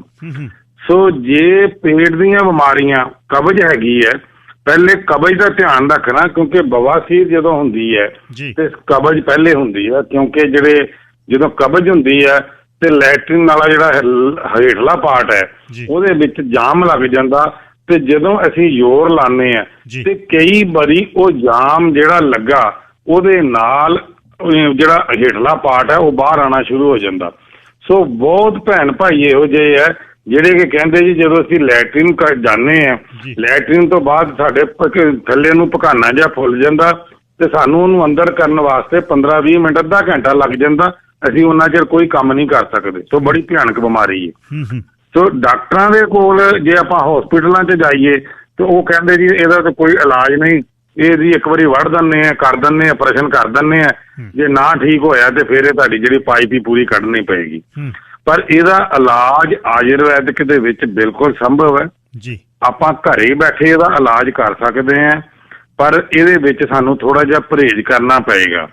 ਨੰਬਰ 1 ਤੇ ਜਿਹੜੀ ਖੰਡ ਹੈ, ਖੰਡ ਨੂੰ ਛੱਡਣੀ ਪਏਗੀ। ਖੰਡ ਛੱਡਣੀ ਪਏਗੀ। ਖੰਡ ਦੀ ਥਾਂ ਤੇ ਸ਼ੱਕਰ ਗੁੜ ਦਾ ਆਪਾਂ ਇਸਤੇਮਾਲ ਕਰਨਾ ਤੇ ਮੈਦਾ ਛੱਡਣਾ ਪਊਗਾ ਕਿਉਂਕਿ ਮੈਦਾ ਜਾ ਕੇ ਅੰਤੜੀਆਂ ਦੇ ਵਿੱਚ ਜੰਮਦਾ ਤੇ ਜਦੋਂ ਅੰਤੜੀਆਂ 'ਚ ਜੰਮਦਾ ਤੇ ਉਹਦੇ ਨਾਲ ਫਿਰ ਅੰਦਰ ਹੀ ਐਲਰਜੀਆਂ ਹੁੰਦੀਆਂ, ਅੰਦਰ ਹੀ ਜਾਮ ਲੱਗਦਾ। ਜਦੋਂ ਜਾਮ ਲੱਗਦਾ ਤੇ ਫਿਰ ਉਹਦੇ ਨਾਲ ਜਿਹੜੀ ਵੱਡੀ ਅੰਤੜੀ ਹੈ, ਛੋਟੀ ਅੰਤੜੀ, ਉਹਦੇ ਵਿੱਚ ਜ਼ਖਮ ਹੋ ਜਾਂਦੇ ਹੈ ਤੇ ਫਿਰ ਆਪਾਂ ਉਹਨੂੰ ਬਵਾਸੀਰ ਦਾ ਨਾਂ ਦੇ ਦਿੰਦੇ ਆ ਜਾਂ ਡਾਕਟਰ ਕਹਿ ਦਿੰਦੇ ਆ ਜੀ ਕਿ ਇਹਨੂੰ ਅਲਸਰ ਹੋ ਗਿਆ, ਉੱਪਰਲੇ ਪਾਰਟ ਦੇ ਵਿੱਚ ਅਲਸਰ ਹੋ ਗਿਆ, ਹੇਠਲੇ ਪਾਰਟ ਦੇ ਵਿੱਚ ਜਿਹੜੀ ਹੈ ਉਹ ਪਾਇਲਜ਼ ਹੋ ਗਈ ਜਾਂ ਬਵਾਸੀਰ ਹੋ ਗਈ। ਸੋ ਇਹ ਗਿੱਲ ਸਾਹਿਬ ਇਹ ਬੜੀ ਔਖੀ ਬਿਮਾਰੀ ਹੈ। ਬਹੁਤ ਲੋਕ ਤੇ ਸ਼ਰਮਿੰਦਗੀ ਦੇ ਮਾਰੇ ਦੱਸਦੇ ਨਹੀਂ, ਸ਼ਰਮਿੰਦਗੀ ਦੇ ਮਾਰੇ ਆਪਣੇ ਘਰ 'ਚ ਗੱਲ ਨਹੀਂ ਕਰਦੇ, ਪਰ ਇਹਦੇ ਤੋਂ ਡਰਨ ਦੀ ਲੋੜ ਨਹੀਂ, ਇਹਦੇ ਤੋਂ ਸ਼ਰਮ ਦੀ ਲੋੜ ਨਹੀਂ। ਇਹ ਬਿਮਾਰੀ ਜਿਹੜੀ ਆ 50% ਲੋਕਾਂ ਨੂੰ ਆਮ ਹੀ ਘਰਾਂ ਦੇ ਵਿੱਚ ਹੈ। ਜਦੋਂ ਅਸੀਂ ਗਿੱਲ ਸਾਹਿਬ ਤੇਜ਼ ਮਿਰਚ ਮਸਾਲੇ ਖਾਂਦੇ ਆ ਜਾਂ ਅਸੀਂ ਬਾਸਾ ਫੂਡ, ਜਿਹੜਾ ਪੁਰਾਣਾ ਫੂਡ ਜਿਹੜਾ ਪਿਆ ਉਹ ਖਾਂਦੇ ਆ, ਉਹਦੇ ਨਾਲ ਵੀ ਸਾਨੂੰ ਬਿਮਾਰੀਆਂ ਲੱਗਦੀਆਂ। ਸੋ ਚਿੱਟਾ ਨਮਕ ਜਿਹੜਾ ਹੈਗਾ, ਜਿਹੜਾ ਆਪਾਂ ਥੈਲੀਆਂ ਵਾਲਾ ਚਿੱਟਾ ਨਮਕ ਲੈ ਕੇ ਆਉਂਦੇ, ਜਿਹਨੂੰ ਸਮੁੰਦਰੀ ਨਮਕ ਕਹਿੰਦੇ ਜਾਂ ਸੀ ਨਮਕ ਕਹਿੰਦੇ ਆ, ਉਹ ਨਹੀਂ ਖਾਣਾ। ਜਦੋਂ ਵੀ ਖਾਣਾ ਤੇ ਸੇਂਦਾ ਨਮਕ ਹੀ ਖਾਣਾ, ਦਾਲ ਸਬਜ਼ੀ 'ਚ ਪਾ ਕੇ। ਆਪਣੇ ਘਰ ਉਹ ਨਮਕ ਲਿਆਉਣਾ ਹੀ ਛੱਡ ਦਿਓ ਤੇ ਸੇਂਦਾ ਨਮਕ, ਜਿਹੜਾ ਲਾਲ ਨਮਕ, ਗੁਲਾਬੀ ਨਮਕ ਜਿਹੜਾ ਹੈਗਾ, ਉਹਨੂੰ ਹੀ ਖਾਣਾ ਸ਼ੁਰੂ ਕਰ ਦਿਓ।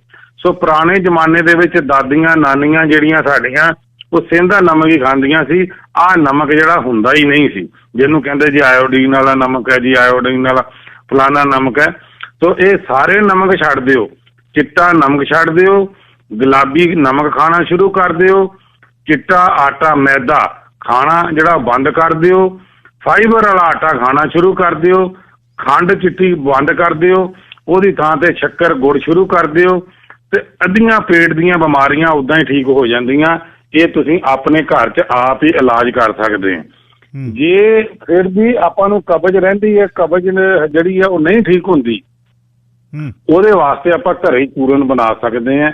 ਕਬਜ਼ ਵਾਸਤੇ ਚੂਰਨ ਜਿਹੜਾ ਆਮ ਹੀ ਤੁਹਾਨੂੰ ਸਾਰੇ ਨੁਕਸੇ ਦੱਸਦੇ ਰਹਿੰਦੇ ਆ ਜੀ। ਸੋ ਹਰੜ ਬਹੇੜੇ ਆਮਲੇ ਸਰਨਾ ਦੇ ਪੱਤੇ ਬਰਾਬਰ ਪਾ ਲਓ, ਵਿੱਚ ਪਾ ਲਓ ਕਾਲਾ ਨਮਕ, ਉਹਨੂੰ ਕੁੱਟ ਕੇ ਤੇ ਉਹਦੇ ਵਿੱਚ ਉਹਨੂੰ ਤੁਸੀਂ ਰਾਤ ਨੂੰ ਅੱਧਾ ਚਮਚ ਜਿਹੜਾ ਸੌਣ ਤੋਂ ਘੰਟਾ ਡੇਢ ਘੰਟਾ ਪਹਿਲੇ ਗਰਮ ਪਾਣੀ ਨਾਲ ਲਾਓ। ਉਹਦੇ ਨਾਲ ਪੇਟ ਵੀ ਸਾਫ਼ ਹੋ ਜਾਏਗਾ, ਅੰਤੜੀਆਂ ਦੇ ਵਿੱਚ ਜਿਹੜਾ ਨਰਮਪਨ ਵੀ ਆਏਗਾ, ਜਿਹੜੀਆਂ ਅੰਤੜੀਆਂ ਤੁਹਾਡੀਆਂ ਟਾਈਟ ਹੋ ਗਈਆਂ, ਪੇਟ ਖਾਧਾ ਪੀਤਾ ਥੋੜਾ ਜਿਹਾ ਵੀ ਖਾ ਲੈਣੇ ਤੇ ਪੇਟ ਭਰਿਆ ਭਰਿਆ ਲੱਗਦਾ, ਉਹ ਵੀ ਉਹਦੇ ਨਾਲ ਠੀਕ ਹੋਏਗਾ। ਸੋ ਹਰੜ ਬਹੇੜੇ ਆਮਲੇ ਤਿੰਨੇ 100 ਗ੍ਰਾਮ ਬਰਾਬਰ ਦੇ ਲੈਣੇ ਆ, 100 ਗ੍ਰਾਮ ਸਰਨਾ ਦੇ ਪੱਤੇ ਪਾਣੇ ਆ ਤੇ 20 ਗ੍ਰਾਮ ਕਾਲਾ ਨਮਕ ਪਾਣਾ। ਇਹ ਪੈਟ ਫਾਰਮੂਲਾ। ਸੋ ਇਹ ਪਾ ਕੇ ਬਰਾਬਰ ਪੀਸ ਕੇ ਸਾਰੀਆਂ ਚੀਜ਼ਾਂ ਰੱਖ ਲਓ। ਅੱਧਾ ਚਮਚ ਪੌਣਾ ਚਮਚ ਆਪਣੀ ਲੋੜ ਅਨੁਸਾਰ ਤੁਸੀਂ ਲੈ ਸਕਦੇ ਆ। ਉਹਦੇ ਨਾਲ ਜਿਹੜਾ ਪੇਟ ਹੈ ਉਹ ਸਾਫ਼ ਹੋਏਗਾ, ਕਿਉਂਕਿ ਜਿਹੜਾ ਆਮਲਾ ਹੈਗਾ ਇਹਦੇ ਵਿੱਚ ਆਇਰਨ ਵੀ ਹੈ, ਵਿਟਾਮਿਨ ਏ ਵੀ ਹੈ, ਅੱਖਾਂ ਦੀ ਰੋਸ਼ਨੀ ਨੂੰ ਵੀ ਵਧਾ ਦਿੰਦਾ। ਜਿਹੜਾ ਬਹੇੜਾ ਹੈਗਾ, ਬਹੇੜਾ ਜਿਹੜਾ ਇਹ ਪੇਟ ਨੂੰ ਸਾਫ਼ ਕਰਦਾ ਤੇ ਹਰੜਾਂ ਜਿਹੜੀਆਂ ਹੈਗੀਆਂ ਇਹ ਅੰਤੜੀਆਂ ਨੂੰ ਸਾਫ਼ ਕਰਦੀਆਂ। ਸੋ ਤਿੰਨੇ ਚੀਜ਼ਾਂ ਜਦੋਂ ਮਿਲ ਜਾਂਦੀਆਂ ਤੇ ਪੂਰੇ ਅੰਦਰ ਦੀ ਸਫਾਈ ਕਰਦੀਆਂ। ਸੋ ਜਦੋਂ ਅੰਦਰ ਦੀ ਸਫਾਈ ਹੋ ਗਈ, ਸਵੇਰੇ ਇੱਕ ਵਾਰੀ ਪ੍ਰੋਪਰ ਠੀਕ ਹੋ ਗਿਆ ਕੰਮ, ਤੇ ਫਿਰ ਸਮਝੋ ਕਿ ਸਾਰਾ ਦਿਨ ਜਿਹੜਾ ਆਪਣਾ ਸ਼ਾਂਤੀ ਨਾਲ ਨਿਕਲੇਗਾ। ਜੀ ਸਵੇਰੇ ਪੇਟ ਹੀ ਸਾਫ਼ ਨਹੀਂ ਹੁੰਦਾ ਤੇ ਅਸੀਂ ਜਿੰਨੇ ਮਰਜ਼ੀ ਵੀ ਉੱਪਰੋਂ ਖੁਸ਼ ਨਜ਼ਰ ਆਈਏ ਤੇ ਧਿਆਨ ਸਾਰਾ ਪੇਟ ਵੱਲ ਹੀ ਹੁੰਦਾ ਕਿ ਅੱਜ ਪੇਟ ਨਹੀਂ ਸਾਫ਼ ਹੋਇਆ, ਅੱਜ ਗੱਲ ਨਹੀਂ ਬਣੀ। ਸੋ ਗਿੱਲ ਸਾਹਿਬ, ਇਹ ਬਿਮਾਰੀਆਂ ਬੜੀਆਂ ਭਿਆਨਕ ਹੈ। ਲਿਵਰ ਦੀ ਪ੍ਰੋਬਲਮ ਹੈ, ਲਿਵਰ ਫੈਟੀ ਹੋ ਗਿਆ, ਲਿਵਰ ਸਰਾਈਸਿਸ ਹੋ ਗਿਆ, ਲਿਵਰ ਕੈਂਸਰ ਹੋ ਗਿਆ, ਬਹੁਤ ਬਿਮਾਰੀਆਂ ਚੱਲ ਪਈਆਂ। ਸੋ ਇਹਨਾਂ ਵਾਸਤੇ ਜੇ ਲਿਵਰ ਕੈਂਸਰ ਹੋ ਗਿਆ ਜਾਂ ਫੈਟੀ ਹੋ ਗਿਆ, ਫਿਰ ਤੁਸੀਂ ਜਿਹੜੇ ਸਾਡੇ ਕਲੀਨਿਕ ਤੇ ਵੈਦ ਬਲਵਿੰਦਰ ਰੂਬਲ ਜੀ, ਉਹਨਾਂ ਨੂੰ ਜ਼ਰੂਰ ਮਿਲੋ, ਕਿਉਂ ਉਹਨਾਂ ਨਾਲ ਸਲਾਹ ਮਸ਼ਵਰਾ ਵੀ ਜ਼ਰੂਰ ਕਰ ਲਿਆ ਕਰੋ। ਉਹਨਾਂ ਦਾ ਫੋਨ ਨੰਬਰ ਸਾਡਾ ਜਿਹੜਾ ਹੈਗਾ 7789170444 ਤੇ ਤੁਸੀਂ ਗੱਲਬਾਤ ਕਰ ਸਕਦੇ ਹੋ ਜੀ ਗਿੱਲ ਸਾਹਿਬ। ਅੱਛਾ, ਇੱਕ ਦੱਸਿਓ ਜੀ ਅਖੀਰ ਦੇ ਵਿੱਚ, ਇੱਕ ਇਸਬਗੋਲ ਦੀ ਗੱਲਬਾਤ ਬਹੁਤ ਚੱਲਦੀ ਆ ਕਿ ਇਸਬਗੋਲ ਬਹੁਤ ਸਾਫ਼ ਕਰ ਦਿੰਦਾ ਪੇਟ। ਰਾਤ ਨੂੰ ਗਰਮ ਦੁੱਧ ਨਾਲ ਇੱਕ ਚਮਚਾ ਜੇ ਲੈ ਲੈਂਦੇ ਹੋ, ਕੀ ਇਸਬਗੋਲ ਹਰ ਰੋਜ਼ ਲੈਣਾ ਠੀਕ ਹੈ ਜੀ? ਜੀ ਗਿੱਲ ਸਾਹਿਬ, ਇਹ ਬਹੁਤ ਚੰਗਾ ਸਵਾਲ ਕੀਤਾ, ਕਿਉਂਕਿ ਹਰ ਇੱਕ ਦੇ ਮੂੰਹ ਜਵਾਨ ਦੇ ਉੱਤੇ ਇਸਬਗੋਲ ਹੀ ਹੈ ਜੀ। ਸੋ ਇਸਬਗੋਲ ਦਾ ਛਿਲਕਾ ਜਿਹੜਾ ਇੱਕ ਫਾਈਬਰ ਹੈ, ਫਾਈਬਰ ਜਦੋਂ ਅਸੀਂ ਖਾਂਦੇ ਹਾਂ ਪੇਟ ਦੇ ਵਿੱਚ ਫੁੱਲਦਾ ਜਾ ਕੇ ਅੰਦਰ ਜਿੰਨਾ ਵੀ ਅੰਦਰ ਗੰਦ ਚਿਮੜਿਆ ਹੁੰਦਾ ਉਹਦੇ ਵਿੱਚ ਮਿਕਸ ਹੋ ਜਾਂਦਾ ਤੇ ਸਵੇਰੇ ਨਰਮ ਜਿਹਾ ਜਿਹੜਾ ਲੈਟਰਿਨ ਜਿਹੜੀ ਸਾਨੂੰ ਆਣੀ ਸ਼ੁਰੂ ਹੋ ਜਾਂਦੀ। ਪਰ ਇਹਦੀ ਜਿਹੜੀ ਤਸੀਰ ਹੈ ਉਹ ਜਿਹੜੀ ਹੈ ਵਾਤ ਕਫ ਵਾਲੀ ਹੈ। ਸੋ ਜੇ ਇਹਨੂੰ ਆਪਾਂ ਲਗਾਤਾਰ ਲਵਾਂਗੇ ਤੇ ਫਿਰ ਇਹਦੇ ਨਾਲ ਜੋੜਾਂ ਦੇ ਵਿੱਚ ਦਰਦਾਂ ਵੀ ਸ਼ੁਰੂ ਹੋ ਸਕਦੀਆਂ, ਕਿਉਂਕਿ ਇਹ ਲਗਾਤਾਰ ਨਹੀਂ ਖਾਣਾ। ਲਗਾਤਾਰ ਜੇ ਖਾਣਾ ਤੇ ਤ੍ਰਿਫਲਾ ਹੀ ਖਾਣਾ, ਕਿਉਂਕਿ ਇਸਬਗੋਲ ਦਾ ਛਿਲਕਾ 2 ਕੰਮ ਕਰਦਾ। ਜੇ ਕਬਜ਼ ਹੈ ਤੇ ਤੁਸੀਂ ਰਾਤ ਨੂੰ ਇਹਨੂੰ ਖਾ ਲਓ ਤੇ ਤੁਹਾਡੀ ਸਵੇਰੇ ਲੈਟਰਿਨ ਆ ਜਾਏਗੀ। ਜੇ ਟੱਟੀਆਂ ਲੱਗੀਆਂ ਤੇ ਇਹਦਾ ਛਿਲਕਾ ਸ਼ਿਕੰਜਵੀ ਦੇ ਨਾਲ ਖਾ ਲਓ ਤੇ ਲੱਗੀਆਂ ਟੱਟੀਆਂ ਬੰਦ ਹੋ ਜਾਣਗੀਆਂ। 2 ਕੰਮ ਕਰਦਾ। ਸੋ ਇਹਨੂੰ ਪੁਰਾਣੀਆਂ ਬੀਬੀਆਂ ਸਾਡੀਆਂ ਜਿਹੜੀਆਂ ਸੀ, ਦਾਦੀਆਂ ਨਾਨੀਆਂ ਸੀ, ਉਹ ਸਾਨੂੰ ਇਹ ਇਸਬਗੋਲ ਟੱਟੀਆਂ ਲੱਗੀਆਂ ਹੋਣੀਆਂ, ਕਹਿਣਾ ਫੱਕੀ ਮਾਰ ਇਸਬਗੋਲ ਦੇ ਛਿਲਕੇ ਦੀ, ਆਹ ਸ਼ਿਕੰਜਵੀ ਦਾ ਗਲਾਸ ਪੀ ਨਾਲ, ਤੇ ਉਹ ਦੇਖੋ ਕਿ 2-4 ਘੰਟੇ ਬਾਅਦ ਉਹ ਠੀਕ ਹੋ ਜਾਂਦਾ ਸੀ। ਕਿਸੇ ਦਾ ਪੇਟ ਦੁਖਣਾ, ਕਹਿਣਾ ਅਜਵੈਨ ਤੇ ਕਾਲਾ ਨਮਕ ਤੈਨੂੰ ਮਾੜਾ ਜਿਹਾ ਦਿੱਤਾ, ਫੱਕਾ ਮਾਰ ਤੇ ਇਹਦੇ ਨਾਲ ਠੀਕ ਹੋ ਜਾਣਾ, ਗਰਮ ਪਾਣੀ ਪੀ ਲੈ। ਸੋ ਉਹ ਠੀਕ ਹੋ ਜਾਂਦਾ ਸੀ। ਪਰ ਅੱਜ ਦਾ ਜ਼ਮਾਨਾ ਇਹੋ ਜਿਹਾ ਆ ਗਿਆ ਕਿ ਅਸੀਂ ਇੰਨੀਆਂ ਹਾਈਪੋਟੈਂਸੀ ਐਂਟੀਬਾਇਓਟਿਕ, ਹਾਈਪੋਟੈਂਸੀ ਪੇਟ ਵਾਸਤੇ ਦਵਾਈਆਂ, ਹਾਈਪੋਟੈਂਸੀ ਜਿਹੜੀਆਂ ਪੇਟ ਵਾਸਤੇ ਗੈਸ ਦੀਆਂ ਦਵਾਈਆਂ ਖਾ ਲਈਆਂ ਕਿ ਜਿਹੜੀ ਸਾਨੂੰ ਸੌਂਫ ਜਵੈਨ ਹੈ ਉਹ ਰਾਈਟ ਵੇ ਅਸਰ ਨਹੀਂ ਕਰਦੀ। ਥੋੜਾ ਜਿਹਾ ਹੌਸਲਾ ਰੱਖਣ ਦੀ ਲੋੜ ਹੁੰਦੀ ਹੈ ਤੇ ਫਿਰ ਇਹ ਪ੍ਰੋਪਰ ਜਿਹੜਾ ਇਹਦਾ ਅਸਰ ਹੁੰਦਾ। ਸੋ ਇਸਬਗੋਲ ਦਾ ਛਿਲਕਾ ਜਿਹੜਾ ਹੈਗਾ ਆਪਣੀ ਤਸੀਰ ਦੇ ਹਿਸਾਬ ਦੇ ਨਾਲ ਤੁਸੀਂ ਰੋਜ਼ ਖਾਣਾ, ਪਰ ਇਹ ਨਹੀਂ ਕਿ ਤੁਸੀਂ ਇਹਨੂੰ ਰੋਜ਼ ਸ਼ੁਰੂ ਕਰ ਦਿਓਗੇ ਤੇ ਥੋੜੇ ਦਿਨਾਂ ਬਾਅਦ ਫਿਰ ਇਹਦੇ ਨਾਲ ਹੌਲੀ ਹੌਲੀ ਯੂਰਿਕ ਐਸਿਡ ਵਧਣਾ ਸ਼ੁਰੂ ਹੋ ਜਾਂਦਾ ਤੇ ਜੋੜਾਂ ਦੇ ਵਿੱਚ ਦਰਦਾਂ ਸ਼ੁਰੂ ਹੋ ਜਾਂਦੀਆਂ। ਕਈਆਂ ਦਾ ਲੱਕ ਫੜਿਆ ਜਾਂਦਾ ਤੇ ਕਈਆਂ ਦੇ ਗੋਡੇ ਫੜੇ ਜਾਂਦੇ ਆ। ਸੋ ਰੈਗੂਲਰ ਨਹੀਂ ਖਾਣਾ। ਜੇ ਖਾਣਾ ਤੇ ਤੁਸੀਂ 1 ਦਿਨ ਛੱਡ ਕੇ ਜਾਂ 2 ਦਿਨ ਛੱਡ ਕੇ ਇਸਬਗੋਲ ਦਾ ਛਿਲਕਾ ਖਾ ਲਓ। ਜੇ ਕਬਜ਼ ਜ਼ਿਆਦਾ ਹੈਗੀ ਹੈ ਤੇ 1 ਦਿਨ ਤ੍ਰਿਫਲਾ ਦਾ ਜਿਹੜਾ ਮੈਂ ਚੂਰਨ ਦੱਸਿਆ ਉਹ ਬਣਾ ਕੇ ਰੱਖ ਲਓ, ਉਹ ਖਾ ਲਓ। ਉਹਦੇ ਨਾਲ ਤੁਹਾਡਾ ਜਿਹੜਾ ਪੇਟ ਹੈ ਉਹ ਬਿਲਕੁਲ ਸਾਫ਼ ਹੋਏਗਾ। ਸੋ ਜਦੋਂ ਪੇਟ ਸਾਫ਼ ਹੋਏਗਾ, ਲਿਵਰ ਠੀਕ ਹੋਏਗਾ ਤੇ ਤੁਹਾਨੂੰ ਕੋਈ ਵੀ ਬਿਮਾਰੀ ਨਹੀਂ ਰਹੇਗੀ।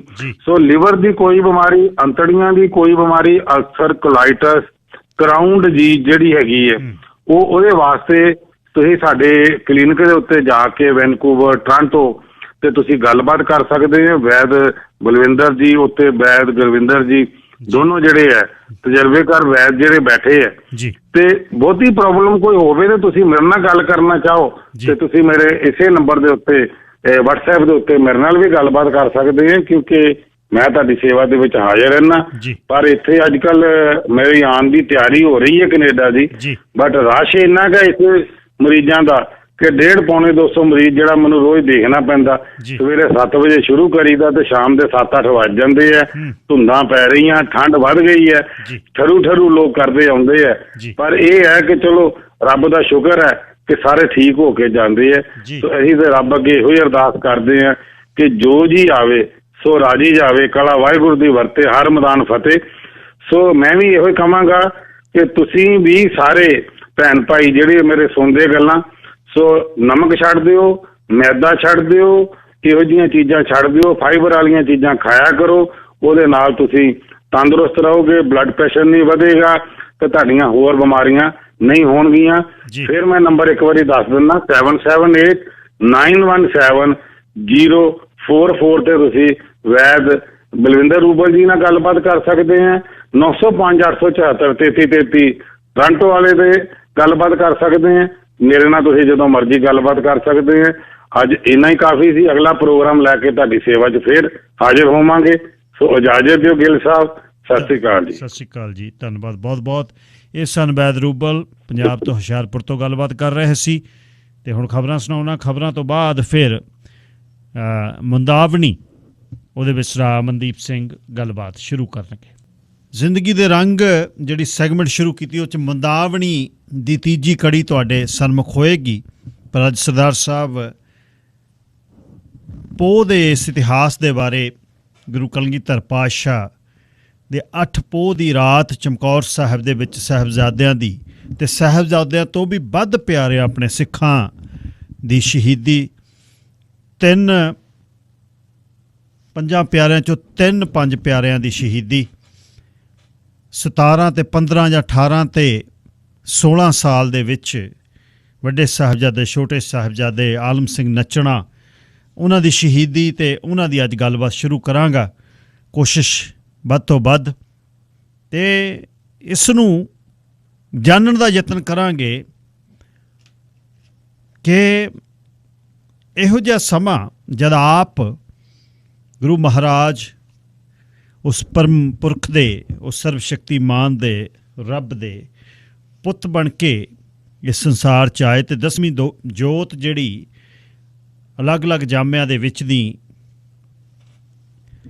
10ਵੇਂ ਪਿਤਾ ਜਾਂ 239 ਸਾਲ 10 ਗੁਰੂ ਸਾਹਿਬ ਉਸ ਧਰਤ 'ਤੇ ਰਹੇ, ਤਾਂ ਇੱਕ ਪਿਤਾ ਦੇ ਰੂਪ ਦੇ ਵਿੱਚ, ਇੱਕ ਪੁੱਤ ਦੇ ਰੂਪ ਦੇ ਵਿੱਚ ਉਹਨਾਂ ਨੇ ਇਸ ਇਨਸਾਨੀ ਜੀਵਨ ਦੇ ਵਿੱਚ ਐਡਾ ਜਿਹੜਾ ਇਹ ਕਸ਼ਟ, ਇਸ ਨੂੰ ਕਿਵੇਂ ਝੱਲਿਆ। ਅਤੇ ਬਿਲਕੁਲ ਠੀਕ ਹੈ ਕਿ ਉਹ ਰੱਬ ਦੇ ਦੂਤ ਸਨ, ਪਰ ਫਿਰ ਵੀ ਇਸ ਦੁਨੀਆ ਦੇ ਵਿੱਚ ਤਾਂ ਉਹ ਉਸੇ ਤਰ੍ਹਾਂ ਹੀ ਵਿਚਰੇ ਜਿਸ ਤਰ੍ਹਾਂ ਆਮ ਇਨਸਾਨ ਇੱਕ ਅਲੱਗ-ਅਲੱਗ ਰੂਪ ਦੇ ਵਿੱਚ ਵਿਚਰਦਾ, ਇੱਕ ਪਰਿਵਾਰ ਦੇ ਵਿੱਚ। ਸੋ ਇਸ ਨੂੰ ਸਮਝਣ ਦੀ ਗੱਲ ਕੋਸ਼ਿਸ਼ ਕਰਾਂਗੇ ਸਰਦਾਰ ਸਾਹਿਬ ਤੋਂ। ਪੀਰਾਂ ਦੀ ਵੀ ਬਖਸ਼ਿਸ਼ ਕਰਦੇ ਨੇ।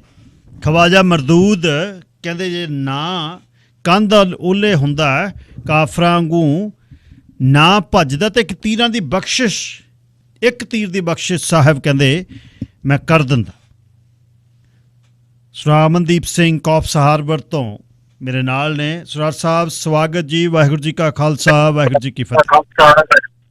ਵਾਹਿਗੁਰੂ ਜੀ ਕਾ ਖਾਲਸਾ, ਵਾਹਿਗੁਰੂ ਜੀ ਕੀ ਫਤਿਹ। ਸਰਦਾਰ ਹਰਜੀਤ ਸਿੰਘ ਗਿੱਲ ਜੀ ਤੇ ਸਾਰੇ ਹੀ ਸ਼ੇਰੇ ਪੰਜਾਬ ਲਿਸਨਰਸ ਦੇ ਸਰੋਤਿਆਂ ਨੂੰ ਵੀ ਬਹੁਤ ਪਿਆਰ ਤੇ ਸਤਿਕਾਰ ਦੇ ਨਾਲ ਸਤਿ ਸ਼੍ਰੀ ਅਕਾਲ ਜੀ।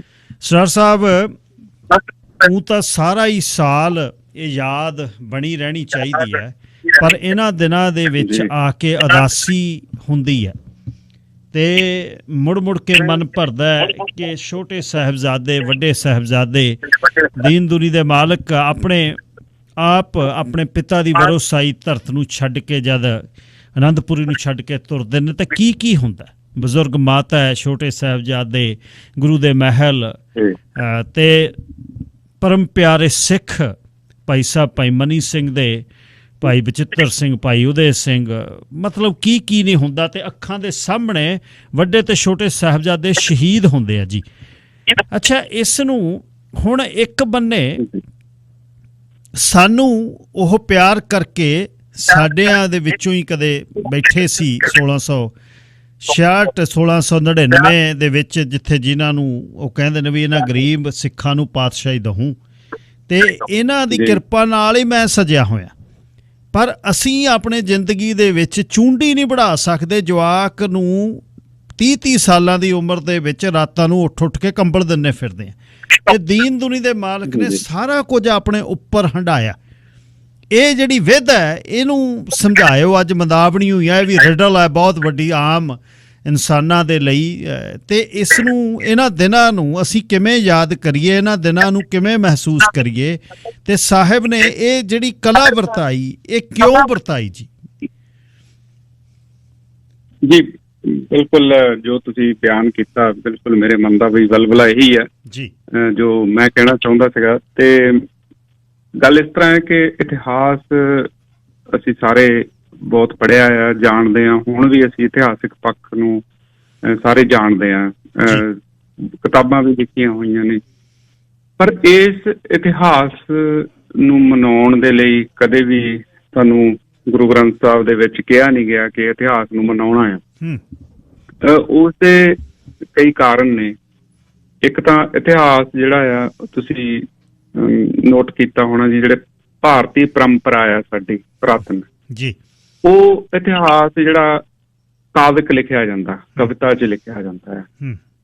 ਤੇ ਇਹ ਜਿਹੜਾ ਵਾਰਤਕ ਹੈ ਇਹ ਪੱਛਮ ਦੀ ਦੇਣ, ਕਿਉਂਕਿ ਇਤਿਹਾਸ ਬਹੁਤ ਦੇਰ ਬਾਅਦ ਐਜੂਕੇਸ਼ਨ ਇੱਥੇ ਗਈ ਹੈ, ਤੇ ਇਸ ਕਰਕੇ ਕਵੀ ਤਕਰੀਬਨ 17ਵੀਂ 18ਵੀਂ ਸਦੀ ਦੇ ਵਿੱਚ 16ਵੀਂ 'ਚ ਬਣਨੇ ਸ਼ੁਰੂ ਹੋਏ ਆ ਪੱਛਮ ਦੇ ਵਿੱਚ। ਸੋ ਜਿਹੜਾ ਕਾਵਿਕ ਇਤਿਹਾਸ ਹੈ ਉਹਦੀ ਉਡਾਰੀ ਹੁੰਦੀ ਹੈ ਜੀ।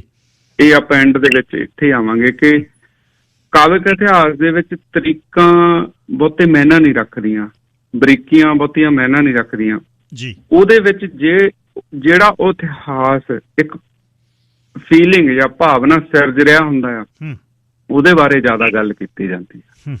ਜਿਸ ਤਰ੍ਹਾਂ ਤੁਸੀਂ ਅੱਜ ਸਵਾਲ ਕੀਤਾ ਕਿ ਆਪਾਂ ਇਸ ਤੋਂ ਕੀ ਸੇਧ ਲੈਣੀ ਹੈ ਜੀ। ਇਹ ਇਤਿਹਾਸ ਜਿਹੜਾ ਪੋਹ ਮਹੀਨੇ ਦਾ ਇਹ ਹਫ਼ਤਾ, ਸ਼ਹੀਦੀ ਹਫ਼ਤਾ, ਸਾਨੂੰ ਕੀ ਦੇਣ ਦੇ ਰਿਹਾ, ਅਸੀਂ ਇਹ ਚੋਂ ਕੀ ਸਿੱਖਣਾ ਆ, ਅਸੀਂ ਜ਼ਿੰਦਗੀ ਦੇ ਵਿੱਚ ਕੀ ਇੰਪਲੀਮੈਂਟ ਕਰਨਾ ਇਹਦੇ ਚੋਂ ਅਰਥ ਕੱਢ ਕੇ ਜੀ।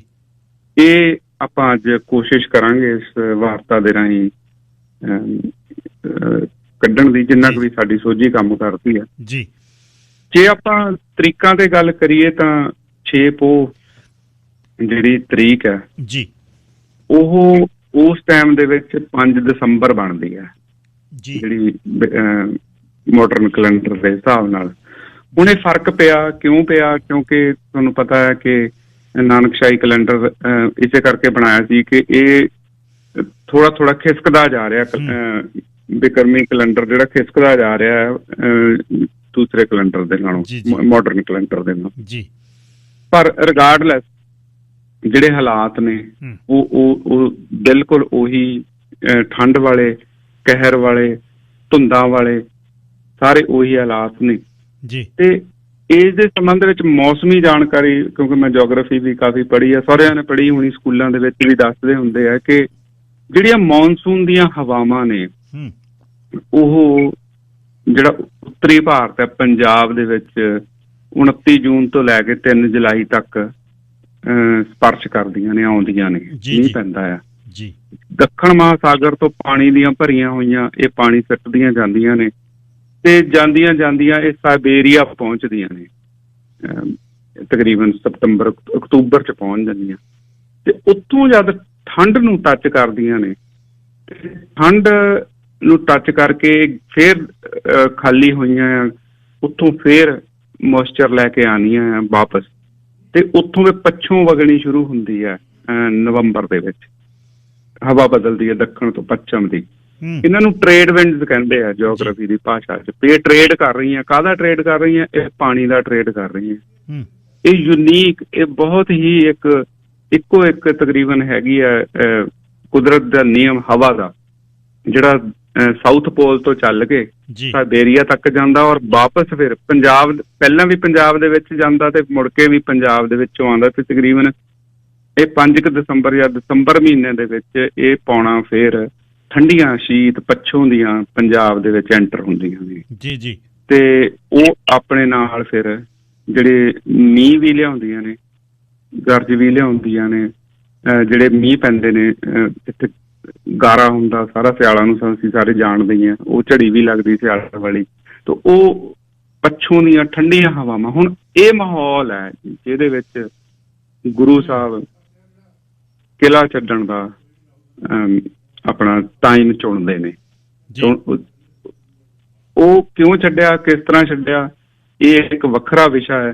ਪਰ ਐਡੀ ਲੰਬੀ ਜਿਹੜੀ ਘੇਰਾਬੰਦੀ ਕਿਲ੍ਹਾਬੰਦੀ ਕੀਤੀ ਹੈ ਜੀ, ਉਹਦਾ ਕੋਈ ਨਤੀਜਾ ਨਹੀਂ ਨਿਕਲਿਆ ਦਿੱਲੀ ਹਕੂਮਤ ਵੱਲੋਂ। ਦਿੱਲੀ ਹਕੂਮਤ ਨੇ ਪੂਰਾ ਜ਼ੋਰ ਲਾ ਲਿਆ, ਸਾਲ 1.5 ਸਾਲ ਕੁਛ ਨਹੀਂ ਹੋਇਆ ਉਹਦਾ।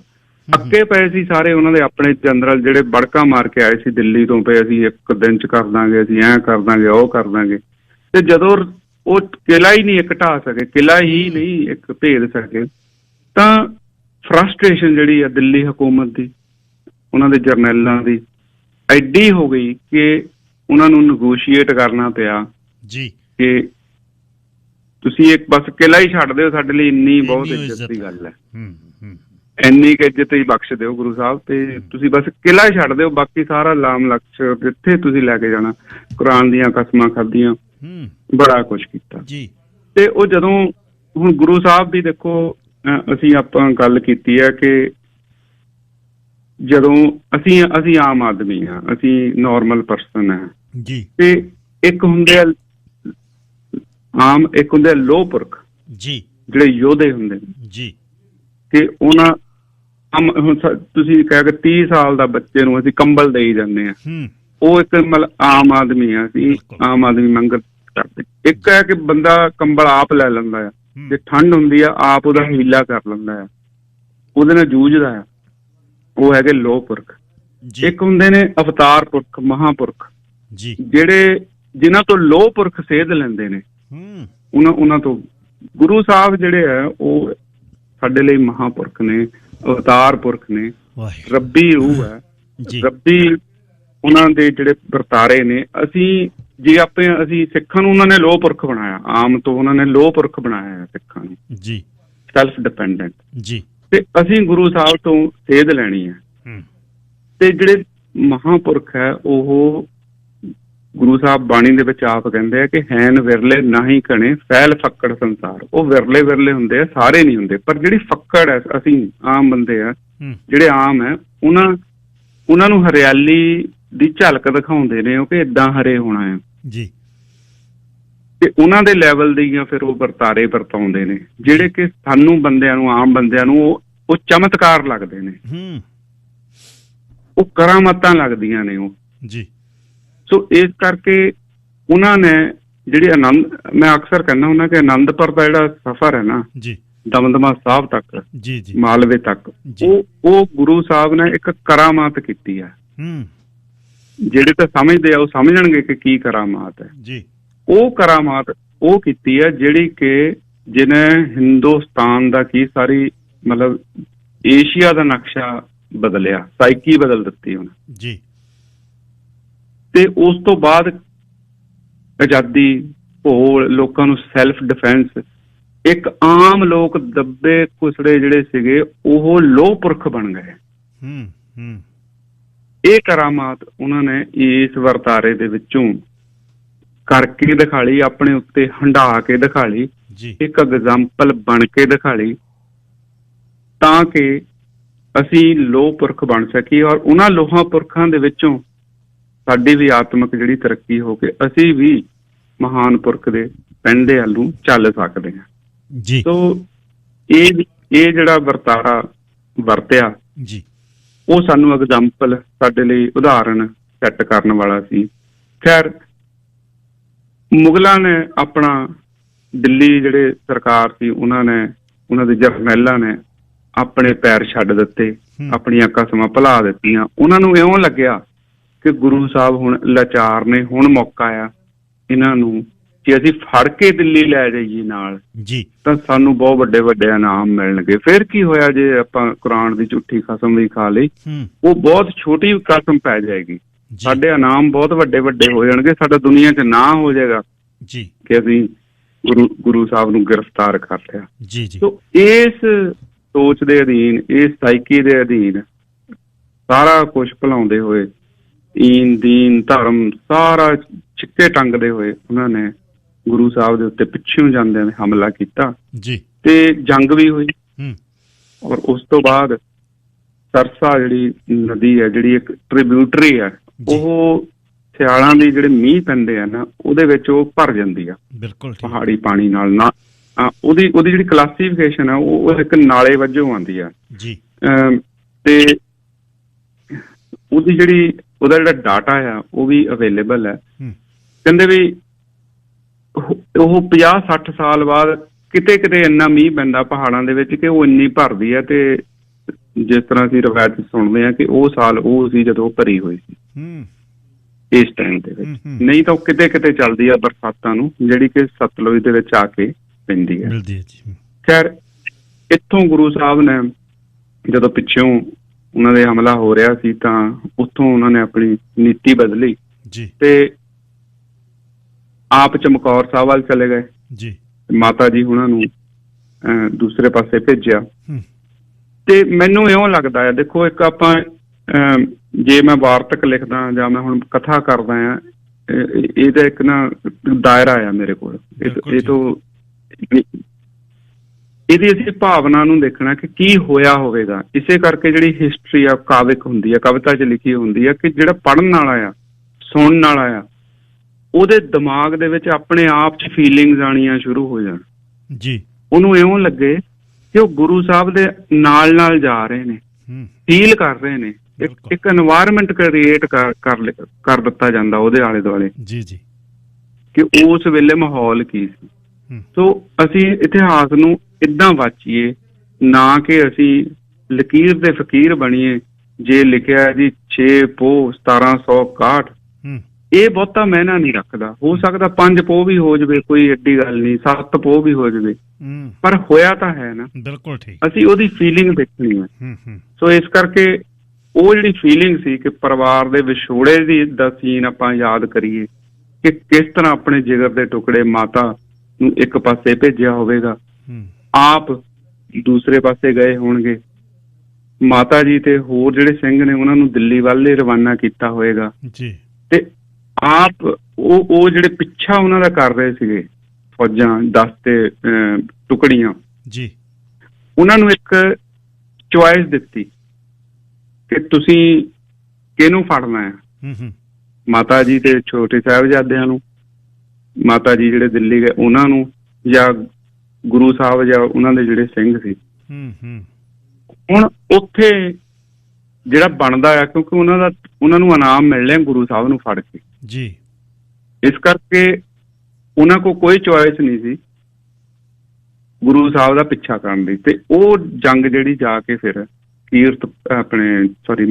ਚਮਕੌਰ ਸਾਹਿਬ, ਫਿਰ ਉਹ ਉੱਥੇ ਫਿਰ ਉਹ ਸਿਰਾਂ ਨਾਲ ਨਿਭੀ ਜੀ। ਔਰ ਉਸ ਦੇ ਦੌਰਾਨ ਉਹ ਰੋਪੜ ਵੀ ਗਏ, ਉੱਥੇ ਗੁਰਦੁਆਰਾ ਤਾੜੀ ਸਾਹਿਬ ਬਣਿਆ ਹੋਇਆ।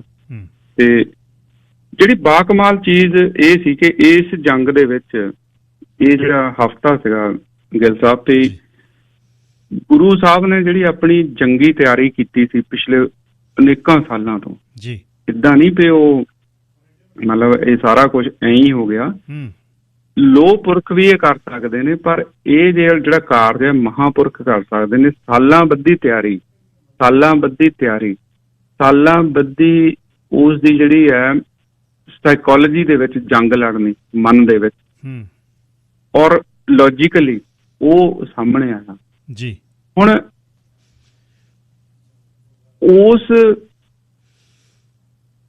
ਜਿਹੜੀ ਉਹ ਮਹੀਨੇ ਦਾ ਕਹਿਰ ਹੈ,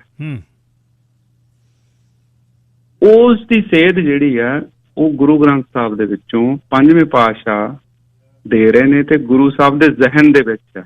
ਉਹਨਾਂ ਨੂੰ ਬਿਲਕੁਲ ਯਾਦ ਹੈ ਕਿ ਪੋਹ ਮਹੀਨੇ ਦੇ ਵਿੱਚ ਕੀ ਹੁੰਦਾ ਆ ਔਰ ਉਸ ਨਾਲ ਕਿੱਦਾਂ ਨਿਪਟਣਾ ਆ ਜੀ। ਪੋਖ ਤੁਖਾਰ ਨਾ ਵਿਆਪੇ, ਕੰਠ ਮਿਲਿਆ ਹਰਨਾਮ। ਗੁਰੂ ਸਾਹਿਬ ਜੰਗ ਦੇ ਮੈਦਾਨ ਦੇ ਵਿੱਚ ਆਪਣੇ ਸਿੰਘਾਂ ਨੂੰ ਹੁਕਮ ਦਿੰਦੇ ਨੇ ਕਿ ਆਸਾ ਦੀ ਵਾਰ ਸ਼ੁਰੂ ਕਰੋ, ਅੰਮ੍ਰਿਤ ਵੇਲਾ ਹੋ ਗਿਆ ਹੈ ਜੀ। ਏਦਾਂ ਨਹੀਂ ਪਈ ਲੜਾਈ ਦੇ ਵਿੱਚ ਜੋ ਗੁਰਤਾ ਦਾ ਮੂਲ ਹੈ ਬਾਣੀ, ਉਹ ਨਹੀਂ ਤਿਆਗੀ, ਕਿਉਂਕਿ ਉਹਨਾਂ ਨੂੰ ਪਤਾ ਆ ਕਿ ਜਿਹੜੇ ਪੋਹ ਦੇ ਮਹੀਨੇ ਦੇ ਵਿੱਚ, ਹੁਣ ਤੁਖਾਰ ਦਾ ਮਤਲਬ ਹੁੰਦਾ ਜਿਹੜੀ ਠੰਡ, ਕੱਕਰ, ਰਫਨੈਸ ਜੀ, ਤੇ ਗੁਰੂ ਸਾਹਿਬ ਕਹਿੰਦੇ ਇਹ ਸਾਨੂੰ ਵਿਆਪਣੀ ਨਹੀਂ ਹੈਗੀ ਜੇ ਅਸੀਂ ਬਾਣੀ ਦਾ ਸਾਥ ਨਾਲ ਰੱਖੀਏ ਜੀ। ਉਹ ਆਪਣੇ ਗੁਰੂ ਹੋਣ ਦੇ ਨਾਤੇ, ਅਧਿਆਤਮਕ ਰੂਹਾਨੀ ਗੁਰੂ ਹੋਣ ਦੇ ਨਾਤੇ ਸਿੱਖਾਂ ਨੂੰ ਉਸ ਦਾ ਐਂਟੀਡੋਟ ਦਿੰਦੇ ਨੇ, ਉਸ ਅਖਿਆਈ ਦਾ। ਤੇ ਆਸਾ ਦੀ ਵਾਰ ਨਾਲ ਕਰੋ ਤਾਂ ਇਹ ਚੀਜ਼ ਜਿਹੜੀ ਹੈ, ਪੋਖ ਤੁਖਾਰ ਨਾ ਵਿਆਪੇ, ਕੰਠ ਮਿਲਿਆ ਹਰਨਾਉ, ਮਨ ਵੇਦਿਆ ਚਰਨਾਰ ਬਿੰਦ, ਦਰਸ਼ਨ ਲੱਗੜਾ ਚਾਹੋ ਜੀ।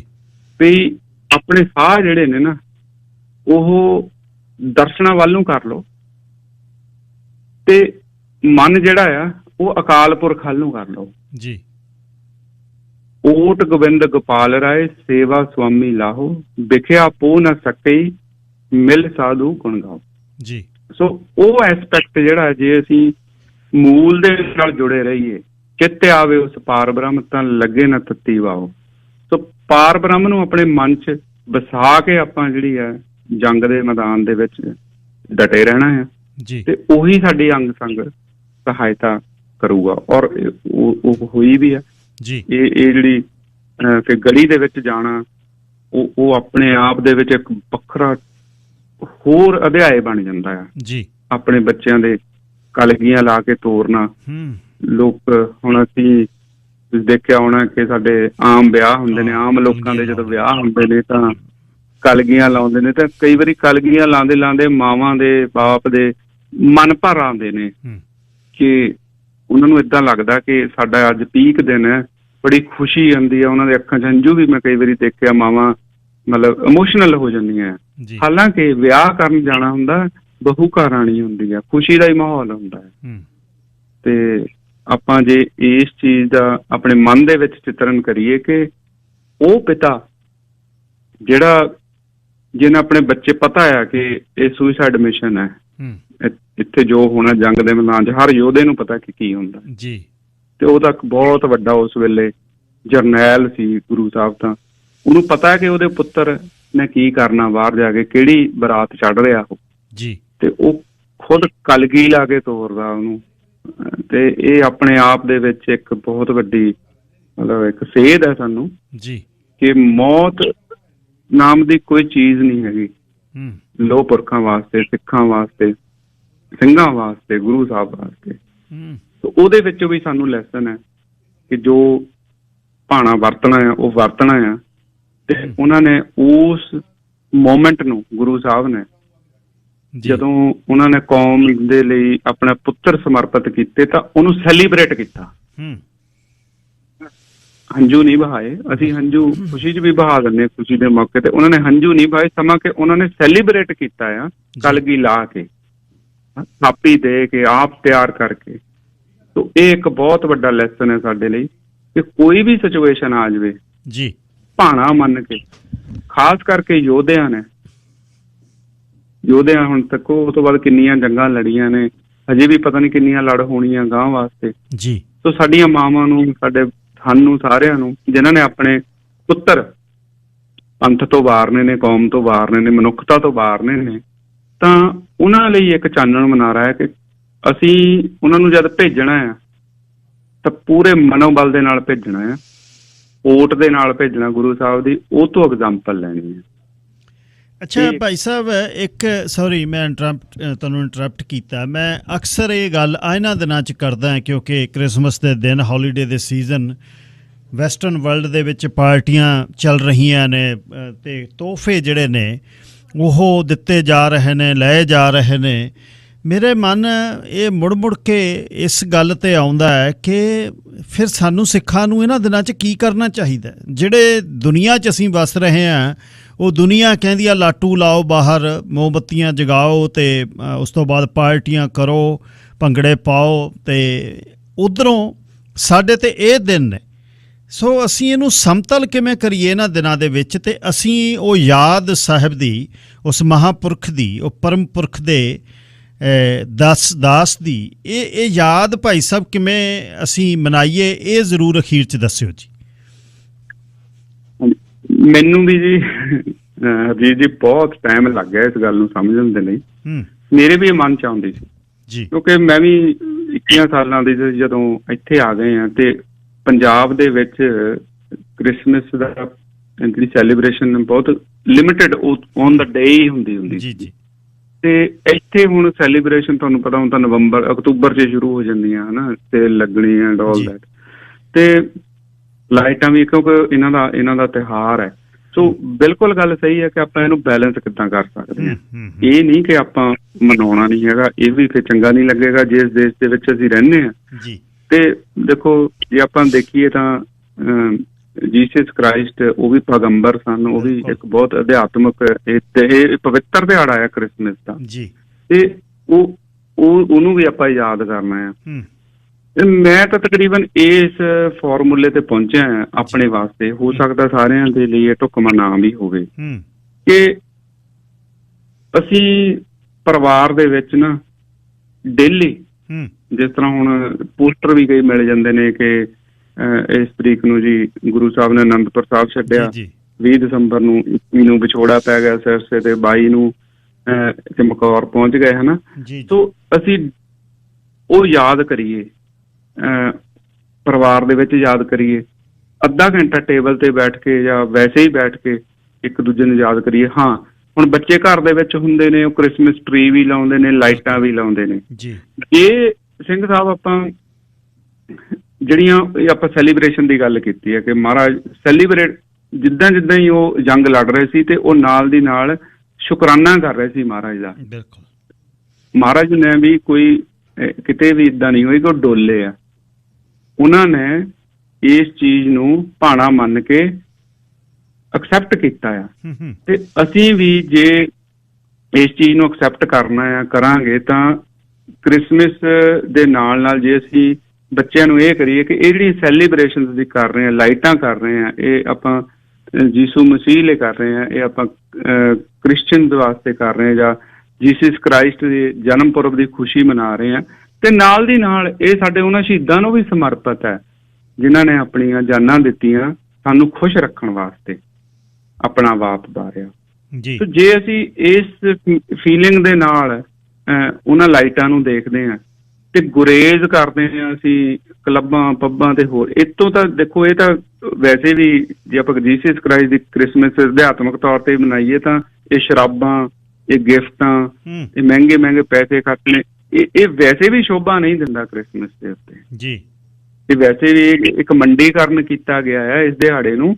ਇਹ ਗੁਰਪੁਰਬ ਇਸ ਤਰ੍ਹਾਂ ਥੋੜ੍ਹਾ ਮਨਾਏ ਜਾਂਦੇ ਨੇ, ਜਿਸ ਤਰ੍ਹਾਂ ਦੀਵਾਲੀ ਨੂੰ ਸਾਡੇ ਨੂੰ ਪੁੱਠੀ ਤਰ੍ਹਾਂ ਦੂਜੇ ਪਾਸੇ ਨੂੰ ਮੋੜ ਲਿਆ ਬਿਜ਼ਨਸ ਕਰਨ ਦੇ ਵੱਲ ਨੂੰ, ਹਨਾ, ਹਾਲਾਂਕਿ ਉਹ ਅਧਿਆਤਮਕ ਜਾਂ ਮੌਸਮੀ ਤਿਉਹਾਰ ਹੈ। ਤੇ ਇਸੇ ਤਰ੍ਹਾਂ ਜੇ ਆਪਾਂ ਇਹ ਕ੍ਰਿਸਮਸ ਦੀ ਕਰੈਕਸ਼ਨ ਵੀ ਹੋ ਜਾਏਗੀ ਸਾਡੇ ਵਾਸਤੇ ਜੇ ਆਪਾਂ ਸਾਡੇ ਨਾਲ ਜੋ ਇਸ ਹਫ਼ਤੇ ਸਿੱਖਾਂ ਦੇ ਇਤਿਹਾਸ ਦੇ ਵਿੱਚ ਅਹਿਮੀਅਤ ਹੈ ਉਹਨੂੰ ਆਪਾਂ ਚੇਤੇ ਰੱਖੀਏ ਤਾਂ ਆਪਣੇ ਆਪ ਕਰੈਕਟ ਹੋ ਜਾਏਗਾ। ਮੇਰੀ ਤਾਂ ਇੰਨੀ ਸੋਚ ਹੈ ਸਿੰਘ ਸਾਹਿਬ।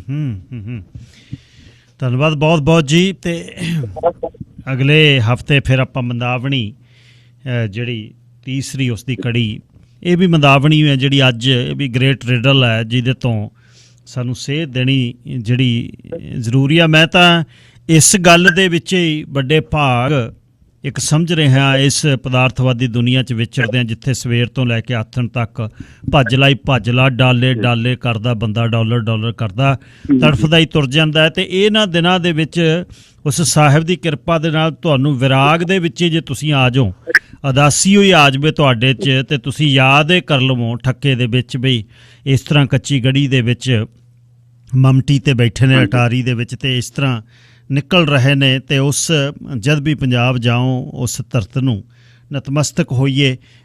ਇੰਨਾ ਕਿ ਮੇਰਾ ਮਨ ਹੈ ਕਿ ਜੇ ਇੱਧਰ ਨੂੰ ਇੰਨੀ ਕਿ ਸੋਚ ਹੋ ਜਾਵੇ ਤਾਂ ਐਟਲੀਸਟ ਅਸੀਂ ਉਸ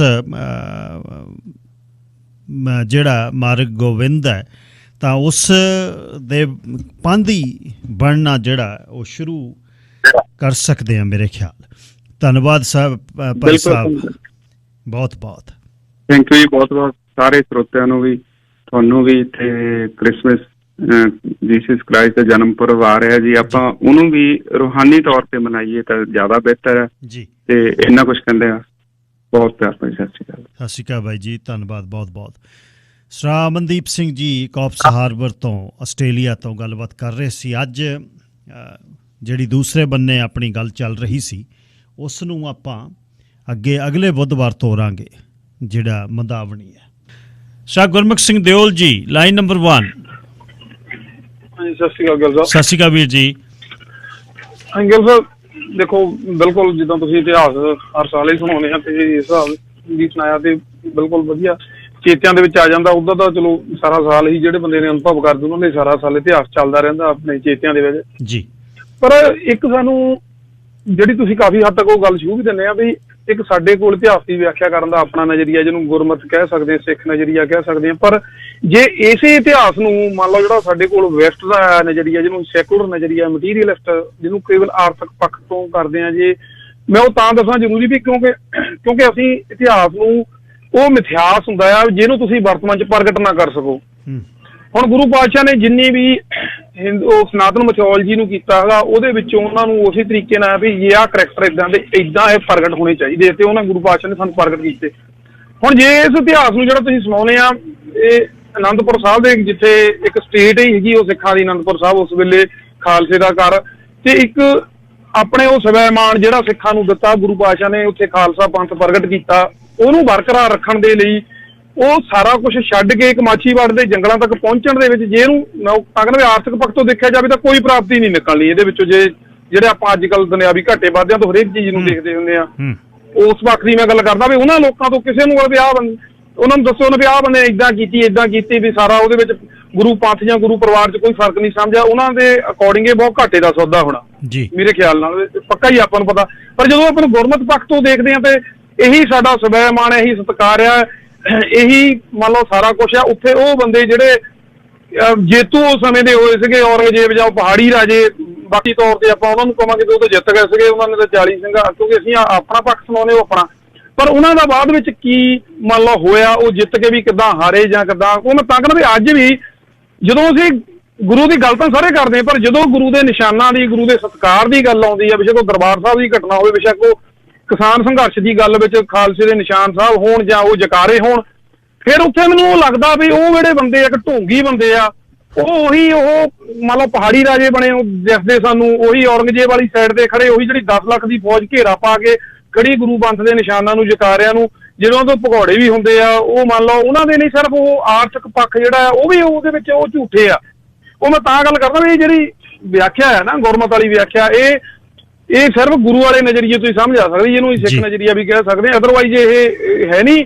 ਕਿਉਂਕਿ ਅਦਰਵਾਈਜ਼ ਸਾਡੇ ਲਈ ਅੱਜ ਵੀ ਉਹੀ ਆ ਵੀ ਮੈਂ ਉਹ ਦੇਖਦਾ ਵੀ ਜਦੋਂ ਲਾਲ ਕਿਲ੍ਹੇ ਦੀ ਘਟਨਾ ਸਾਡੇ ਸਾਹਮਣੇ ਤੋਂ ਮੈਂ ਵਰਤਮਾਨ ਦੇ ਵਿੱਚ ਤਾਂ ਵੀ ਉਹ ਲੋਕ ਇੱਕ ਪਾਸੇ ਕੱਡਾ ਢੋਂਗ ਕਰ ਰਹੇ ਹੁੰਦੇ ਆ, ਫਿਰ ਇਹਨਾਂ ਲੋਕਾਂ ਦਾ ਹੀ ਗੁਰੂ ਪੰਥ ਤੋਂ ਬਾਅਦ ਤੁਸੀਂ ਸਰਹੰਦ ਦੇ ਵਿੱਚ ਕੀ ਹੋਇਆ ਸਾਰੇ ਜਾਣਦੇ, ਬੰਦਾ ਸਿੰਘ ਬਹਾਦਰ ਉਦੋਂ ਜਿਹੜੇ ਮੰਨ ਲਓ ਵੀ ਉਹੀ ਉਹਨਾਂ ਦਾ ਲੋਹੇ ਦਾ ਸੁਹਾਗਾ ਵੀ ਫੇਰਿਆ ਗਿਆ। ਇਹ ਇਸ ਤਰ੍ਹਾਂ ਹੀ ਹੁੰਦੀ ਫਿਰ ਇਹੀ ਇਤਿਹਾਸ ਆ ਵੀ ਜਿਹੜਾ ਸਾਡਾ ਇਤਿਹਾਸ ਉਹ ਇਕੱਲਾ ਆਰਥਿਕ ਪੱਖ ਤੇ ਨਹੀਂ ਖੜਾ, ਉਹ ਜਿਹੜਾ ਅਕਾਲ ਪੁਰਖ ਦੇ ਹੁਕਮ ਦੇ ਵਿੱਚ ਜਿਹੜਾ ਉਹ ਆਸਰਾ ਹੈ, ਇਲਾਹੀ ਹੁਕਮ ਹੈ ਨਾ, ਉਹਦੇ ਉੱਤੇ ਖੜਾ, ਇਹਨੂੰ ਕਦੇ ਆਰਥਿਕ ਪੱਖ ਤੋਂ ਨਹੀਂ ਵਿਚਾਰਨਾ। ਧੰਨਵਾਦ ਜੀ, ਬਹੁਤ ਬਹੁਤ। Sir Jasvir Singh, line number 2।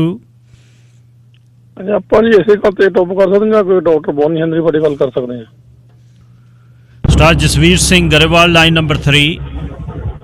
ਮਿਹਰਬਾਨੀ ਸਰਦਾਰ ਜੀ, ਤੁਸੀਂ ਸਾਹਿਬਾਂ ਦੇ ਜਾਂ ਪੰਥ ਦੇ ਕੌਮ ਦੇ ਦਿਹਾੜਿਆਂ ਦੀ ਵਾਰਤਾ ਸ਼ੁਰੂ ਕੀਤੀ ਹੈ, ਇਹ ਇੱਕ ਬਹੁਤ ਵਧੀਆ ਉਦਮ ਹੈ, ਇਹਦੇ ਲਈ ਤੁਹਾਨੂੰ ਵਧਾਈ ਦੇਣੀ ਬਣਦੀ ਹੈ। ਸਰਦਾਰ ਉਹਨਾਂ ਨੇ ਇੱਕ ਪਹਿਲੂ ਜਿਹੜਾ ਗੁਰਮਤ ਦੀ ਕਸਵੱਟੀ ਦੇ ਨਾਲ ਚੱਲਦਾ ਨਾ, ਉਹਨੂੰ ਛੂਹਿਆ ਜੀ। ਉਹਦੇ ਵਿੱਚ ਦੋ ਪਹਿਲੂਆਂ ਦੇ ਨਾਲ ਸਮਾਜ ਵਿਹਾਰਕ ਜਿਹੜੀ ਕਾਰਜ ਵਿਹਾਰ ਅਸੀਂ ਕਰਦੇ ਹਾਂ ਉਹ ਦੋ ਪਹਿਲੂਆਂ ਨਾਲ ਕਰਦੇ ਹਾਂ। ਇੱਕ ਹੈ ਗੁਰੂ ਦੀ ਮੱਤ ਨਾਲ ਕਰਨਾ ਜੀ, ਜੋ ਗੁਰ ਕਹੇ ਸੋਈ ਭਲ ਮਾਨੈ ਹਰ ਹਰ ਕਥਾ ਨਿਰਾਲੀ। ਇਹ ਹੈ ਗੁਰੂ ਦੀ ਮੱਤ, ਜੀਵਨ ਨੂੰ ਜਿਉਣ ਦਾ ਉਹ ਪਹਿਲੂ ਜਿਹੜਾ ਅਕਾਲ ਦੇ ਨਿਯਮ ਵਿੱਚ ਚੱਲਦਾ ਜੀ। ਇੱਕ ਹੈ ਪਹਿਲੂ ਮਨੁੱਖ ਦੁਨੀਆ ਦੇ ਸਿਸਟਮ ਵਿੱਚ ਵਰਤਾਰੇ ਨੂੰ ਵਰਤ ਕੇ ਉਸ ਦੇ ਵਿੱਚ ਨਿੱਜ ਰੱਖ ਕੇ ਕੰਮ ਕਰਦਾ, ਜਿਹਦੇ ਨਾਲ ਇਹ ਚੰਗਾ ਇਹ ਮਾੜਾ ਇਹ ਦੁੱਖ ਹੈ ਇਹ ਸੁੱਖ ਹੈ ਇਹ ਚੀਜ਼ਾਂ ਜਿਹੜੀਆਂ ਨੇ ਉਹ ਪ੍ਰਬਲ ਹੁੰਦੀਆਂ ਨੇ ਜੀ। ਜਦੋਂ ਅਸੀਂ ਆਪਣੇ ਮਤਲਬ ਮਹਾਂਪੁਰਖ ਦੀ ਗੱਲ ਕਰਦੇ ਹਾਂ ਫਿਰ ਸਾਡਾ ਜਿਹੜਾ ਦੁਨਿਆਵੀ ਪੱਖ ਹੈ ਉਸ ਨੂੰ ਨਜ਼ਰ ਅੰਦਾਜ਼ ਕਰਨਾ ਮੇਰਾ ਖਿਆਲ ਸਭ ਤੋਂ ਵੱਧ ਯੋਗ ਸਮੇਂ ਦੇ ਵਿੱਚ ਗਿਣਿਆ ਜਾਂਦਾ ਹੈ ਜੀ। ਅਸੀਂ ਮਹਿਸੂਸ ਕਰਦੇ ਹਾਂ ਵੀ ਜਦੋਂ ਸਰੀਰ ਚਲਾ ਜਾਂਦਾ ਤਾਂ ਇਹ ਦੁੱਖ ਹੈ। ਅਸੀਂ ਮੰਨਦੇ ਹਾਂ ਕਿ ਜਦੋਂ ਮਨੁੱਖ ਚੜ੍ਹਾਈ ਕਰਦਾ ਤਾਂ ਅਸੀਂ ਉਹਨੂੰ ਕਹਿੰਦੇ ਹਾਂ ਜੀ ਇਹ ਮਹਾਰਾਜ ਦਾ ਭਾਣਾ ਸੀ, ਪਰ ਮਹਾਰਾਜ ਇਹਨੂੰ ਭਾਣਾ ਨਹੀਂ ਮੰਨਦੇ। ਮਹਾਰਾਜ ਕਹਿੰਦੇ ਜਾਂ ਤਿਸ ਭਾਣਾ ਤਾਂ ਜੰਮਿਆ। ਮਹਾਰਾਜ ਇਹ ਗੱਲ ਕਹਿੰਦੇ ਨੇ ਵੀ ਜਦ ਤੂੰ ਪੈਦਾ ਪੁਰਖ ਦਾ ਭਾਣਾ ਹੈ। ਦੇਖੋ ਸਾਡੀ ਤੇ ਗੁਰੂ ਦੀ ਵਿਰਤੀ ਦੇ ਖਿਆਲਾਂ ਦਾ ਅੰਤਰ ਕਿੰਨਾ ਜੀ। ਅੱਛਾ, ਫਿਰ ਅਸੀਂ ਜਦੋਂ ਜਾਣਦੇ ਹਾਂ ਤਾਂ ਅਸੀਂ ਅਫਸੋਸ ਦੀ ਗੱਲ ਕਰਦੇ ਹਾਂ। ਤੁਸੀਂ ਵੀ ਇਹ ਗੱਲ ਕੀਤੀ ਹੈ। ਔਰ ਗੁਰੂ ਸਾਹਿਬ ਕੀ ਕਹਿੰਦੇ ਨੇ? ਉਹ ਕਹਿੰਦੇ ਨੇ ਜਿਹਨੂੰ ਤੁਮ ਭੇਜੇ ਤਿੰਨੇ ਬੁਲਾਏ ਤੁਮ ਸਹਿਜ ਸੇਤੀ ਘਰ ਆਵੋ। ਜਿਨ੍ਹਾਂ ਨੇ ਤੈਨੂੰ ਭੇਜਿਆ ਉਹ ਤੈਨੂੰ ਸੱਦ ਰਿਹਾ, ਤੂੰ ਆਨੰਦ ਦੇ ਨਾਲ ਸਹਿਜ ਦੇ ਨਾਲ ਆਪਣੇ ਘਰ ਨੂੰ ਖੁਸ਼ੀ ਮਨਾਲ ਆ ਜਾ। ਅੱਛਾ, ਹੁਣ ਇਸ ਦੇ ਵਰਤਾਰੇ ਨੂੰ ਅਸੀਂ ਪੜ੍ਹਦੇ ਹਾਂ ਮੰਨਦੇ ਹਾਂ, ਲੇਕਿਨ ਅਸੀਂ ਇਹਨੂੰ ਧਾਰਨ ਨਹੀਂ ਕਰਦੇ। ਬਸ ਫਰਕ ਸਿਰਫ ਇੱਥੇ ਹੈ। ਜੀ। ਹੁਣ ਜਦੋਂ ਅਸੀਂ ਇਸ ਫਰਕ ਨੂੰ ਗੁਰੂ ਪਾਤਸ਼ਾਹ ਦੇ ਇਤਿਹਾਸ ਤੋਂ ਜਾਂ ਉਹਨਾਂ ਦੇ ਵਰਤਾਰੇ ਤੋਂ ਸਮਝਣ ਦੀ ਕੋਸ਼ਿਸ਼ ਕਰਦੇ ਹਾਂ, ਫਿਰ ਮਨੁੱਖ ਦੀ ਜਿਹੜੀ ਅਧਿਆਤਮਿਕ ਵਿਰਤੀ ਹੈ ਉਹਦੇ ਵਿੱਚ ਪਰਿਵਰਤਨ ਹੋਣਾ ਲਾਜ਼ਮੀ ਹੋ ਜਾਂਦਾ। ਕਿਉਂਕਿ ਜਦੋਂ ਅਸੀਂ ਸੀਰਤ ਤੇ ਸੁਰਤ ਨੂੰ ਇਕਾਗਰ ਕਰਕੇ ਸਮਝਦੇ ਹਾਂ, ਦੇਖੋ ਅਸੀਂ ਮਹਾਂਪੁਰਖ ਦੀ ਗੱਲ ਇਸ ਕਰਕੇ ਕਰਦੇ ਹਾਂ ਕਿ ਅਸੀਂ ਉਹਨਾਂ ਦੀ ਗੱਲ ਨੂੰ ਸਮਝੀਏ, ਸਾਡੇ ਤੇ ਉਹਨਾਂ ਵਿੱਚ ਅੰਤਰ ਕੀ ਹੈ ਜੀ। ਹੁਣ ਇਸ ਅੰਤਰ ਨੂੰ ਗੁਰੂ ਨਾਨਕ ਪਾਤਸ਼ਾਹ ਨੇ ਮਿਟਾਤਾ ਜੀ। ਜੋਤ ਇਹਾ ਜੁਗਤ ਸਾਏ ਸਹਿ ਆਇਆ ਫੇਰ ਪਲਟੀ। ਆਮ ਵਿਅਕਤੀ ਨੂੰ ਜਿਹੜਾ ਗੁਰਮਤਿ ਦੇ ਨੇੜੇ ਤੇੜੇ ਨਹੀਂ ਸੀ, ਉਹ ਜਦੋਂ ਜੁਗਤ ਦੇ ਨਾਲ ਆਪਣੇ ਆਪ ਨੂੰ ਕਨਵਰਟ ਕਰ ਲੈਂਦੇ ਨੇ ਤਾਂ ਉਹ ਨਾਨਕ ਦੀ ਜੋਤ ਬਣ ਜਾਂਦੇ ਨੇ। ਇਹਦਾ ਮਤਲਬ ਮਨੁੱਖ ਤੇ ਪਰਮਾਤਮਾ ਇੱਕ ਨੇ। ਹੁਣ ਇਹਦੇ ਵਿੱਚ ਜਿਹੜਾ ਵਰਤਾਰਾ ਉਹ ਸਾਨੂੰ ਆਮ ਵਿਅਕਤੀਆਂ ਨੂੰ ਸਮਝ ਨਹੀਂ ਆਉਂਦਾ। ਜਦੋਂ ਅਸੀਂ ਮਹਾਂਪੁਰਖਾਂ ਦੀਆਂ ਗੁਰੂਆਂ ਦੀਆਂ ਗੱਲਾਂ ਸਮਝਦੇ ਹਾਂ ਫਿਰ ਉਹ ਸਾਡੇ ਵਰਤਾਰੇ ਨੂੰ ਚੇਂਜ ਕਰਨ ਦੀ ਸਾਡੇ ਵਿੱਚ ਇੱਕ ਸਮਰੱਥਾ ਪੈਦਾ ਕਰਦੇ ਨੇ। ਸੋ ਇਹਦੇ ਵਿੱਚ ਅਖੀਰ ਦੇ ਵਿੱਚ ਗੁਰੂ ਸਾਹਿਬ ਮੈਂ ਗੱਲ ਕਹਿ ਕੇ ਖਤਮ ਕਰਦਾ ਜੀ ਵੀ ਜਿਹੜੀ ਵੈਰਾਗ ਦੀ ਗੱਲ ਹੈ ਨਾ, ਮਹਾਰਾਜ ਕਹਿੰਦੇ ਨੇ ਮਨ ਕਿਉਂ ਵੈਰਾਗ ਕਰੇਗਾ, ਸਤਿਗੁਰ ਮੇਰਾ ਪੂਰਾ। ਜੀ। ਸੱਚਾ ਗਿਆਨ ਅਕਾਲੀ ਨਿਜਮ ਜਿਹੜਾ ਉਹ ਸੰਪੂਰਨ ਹੈ। ਵਿਰਾਗ ਤਾਂ ਉਸ ਚੀਜ਼ ਦਾ ਕਰੀਦਾ ਹੁੰਦਾ ਜਿਹੜੀ ਅਧੂਰੀ ਹੋਵੇ। ਸੋ ਇਸ ਕਰਕੇ ਸਾਨੂੰ ਇਹ ਖਿਆਲਾਂ ਦੇ ਵਿੱਚ ਜੀਵਨ ਜਿਉਣ ਦੀ ਕੋਸ਼ਿਸ਼ ਕਰਨੀ ਚਾਹੀਦੀ ਹੈ। ਮੌਤ ਤੇ ਜੀਵਨ ਸਮਾਨ ਨੇ, ਇਹਦੀ ਸਾਨੂੰ ਸਮਝ ਆ ਜਾਵੇ, ਇਹੋ ਸਾਡੀ ਅਰਦਾਸ ਹੈ। ਧੰਨਵਾਦ ਤੁਹਾਡਾ। ਧੰਨਵਾਦ ਜੀ। ਸਮਾਂ ਮੇਰਾ ਖਤਮ ਹੋ ਗਿਆ। ਬਾਕੀ ਗੁਰ ਇਤਿਹਾਸ ਅਗਲੇ ਪ੍ਰੋਗਰਾਮ 'ਚ।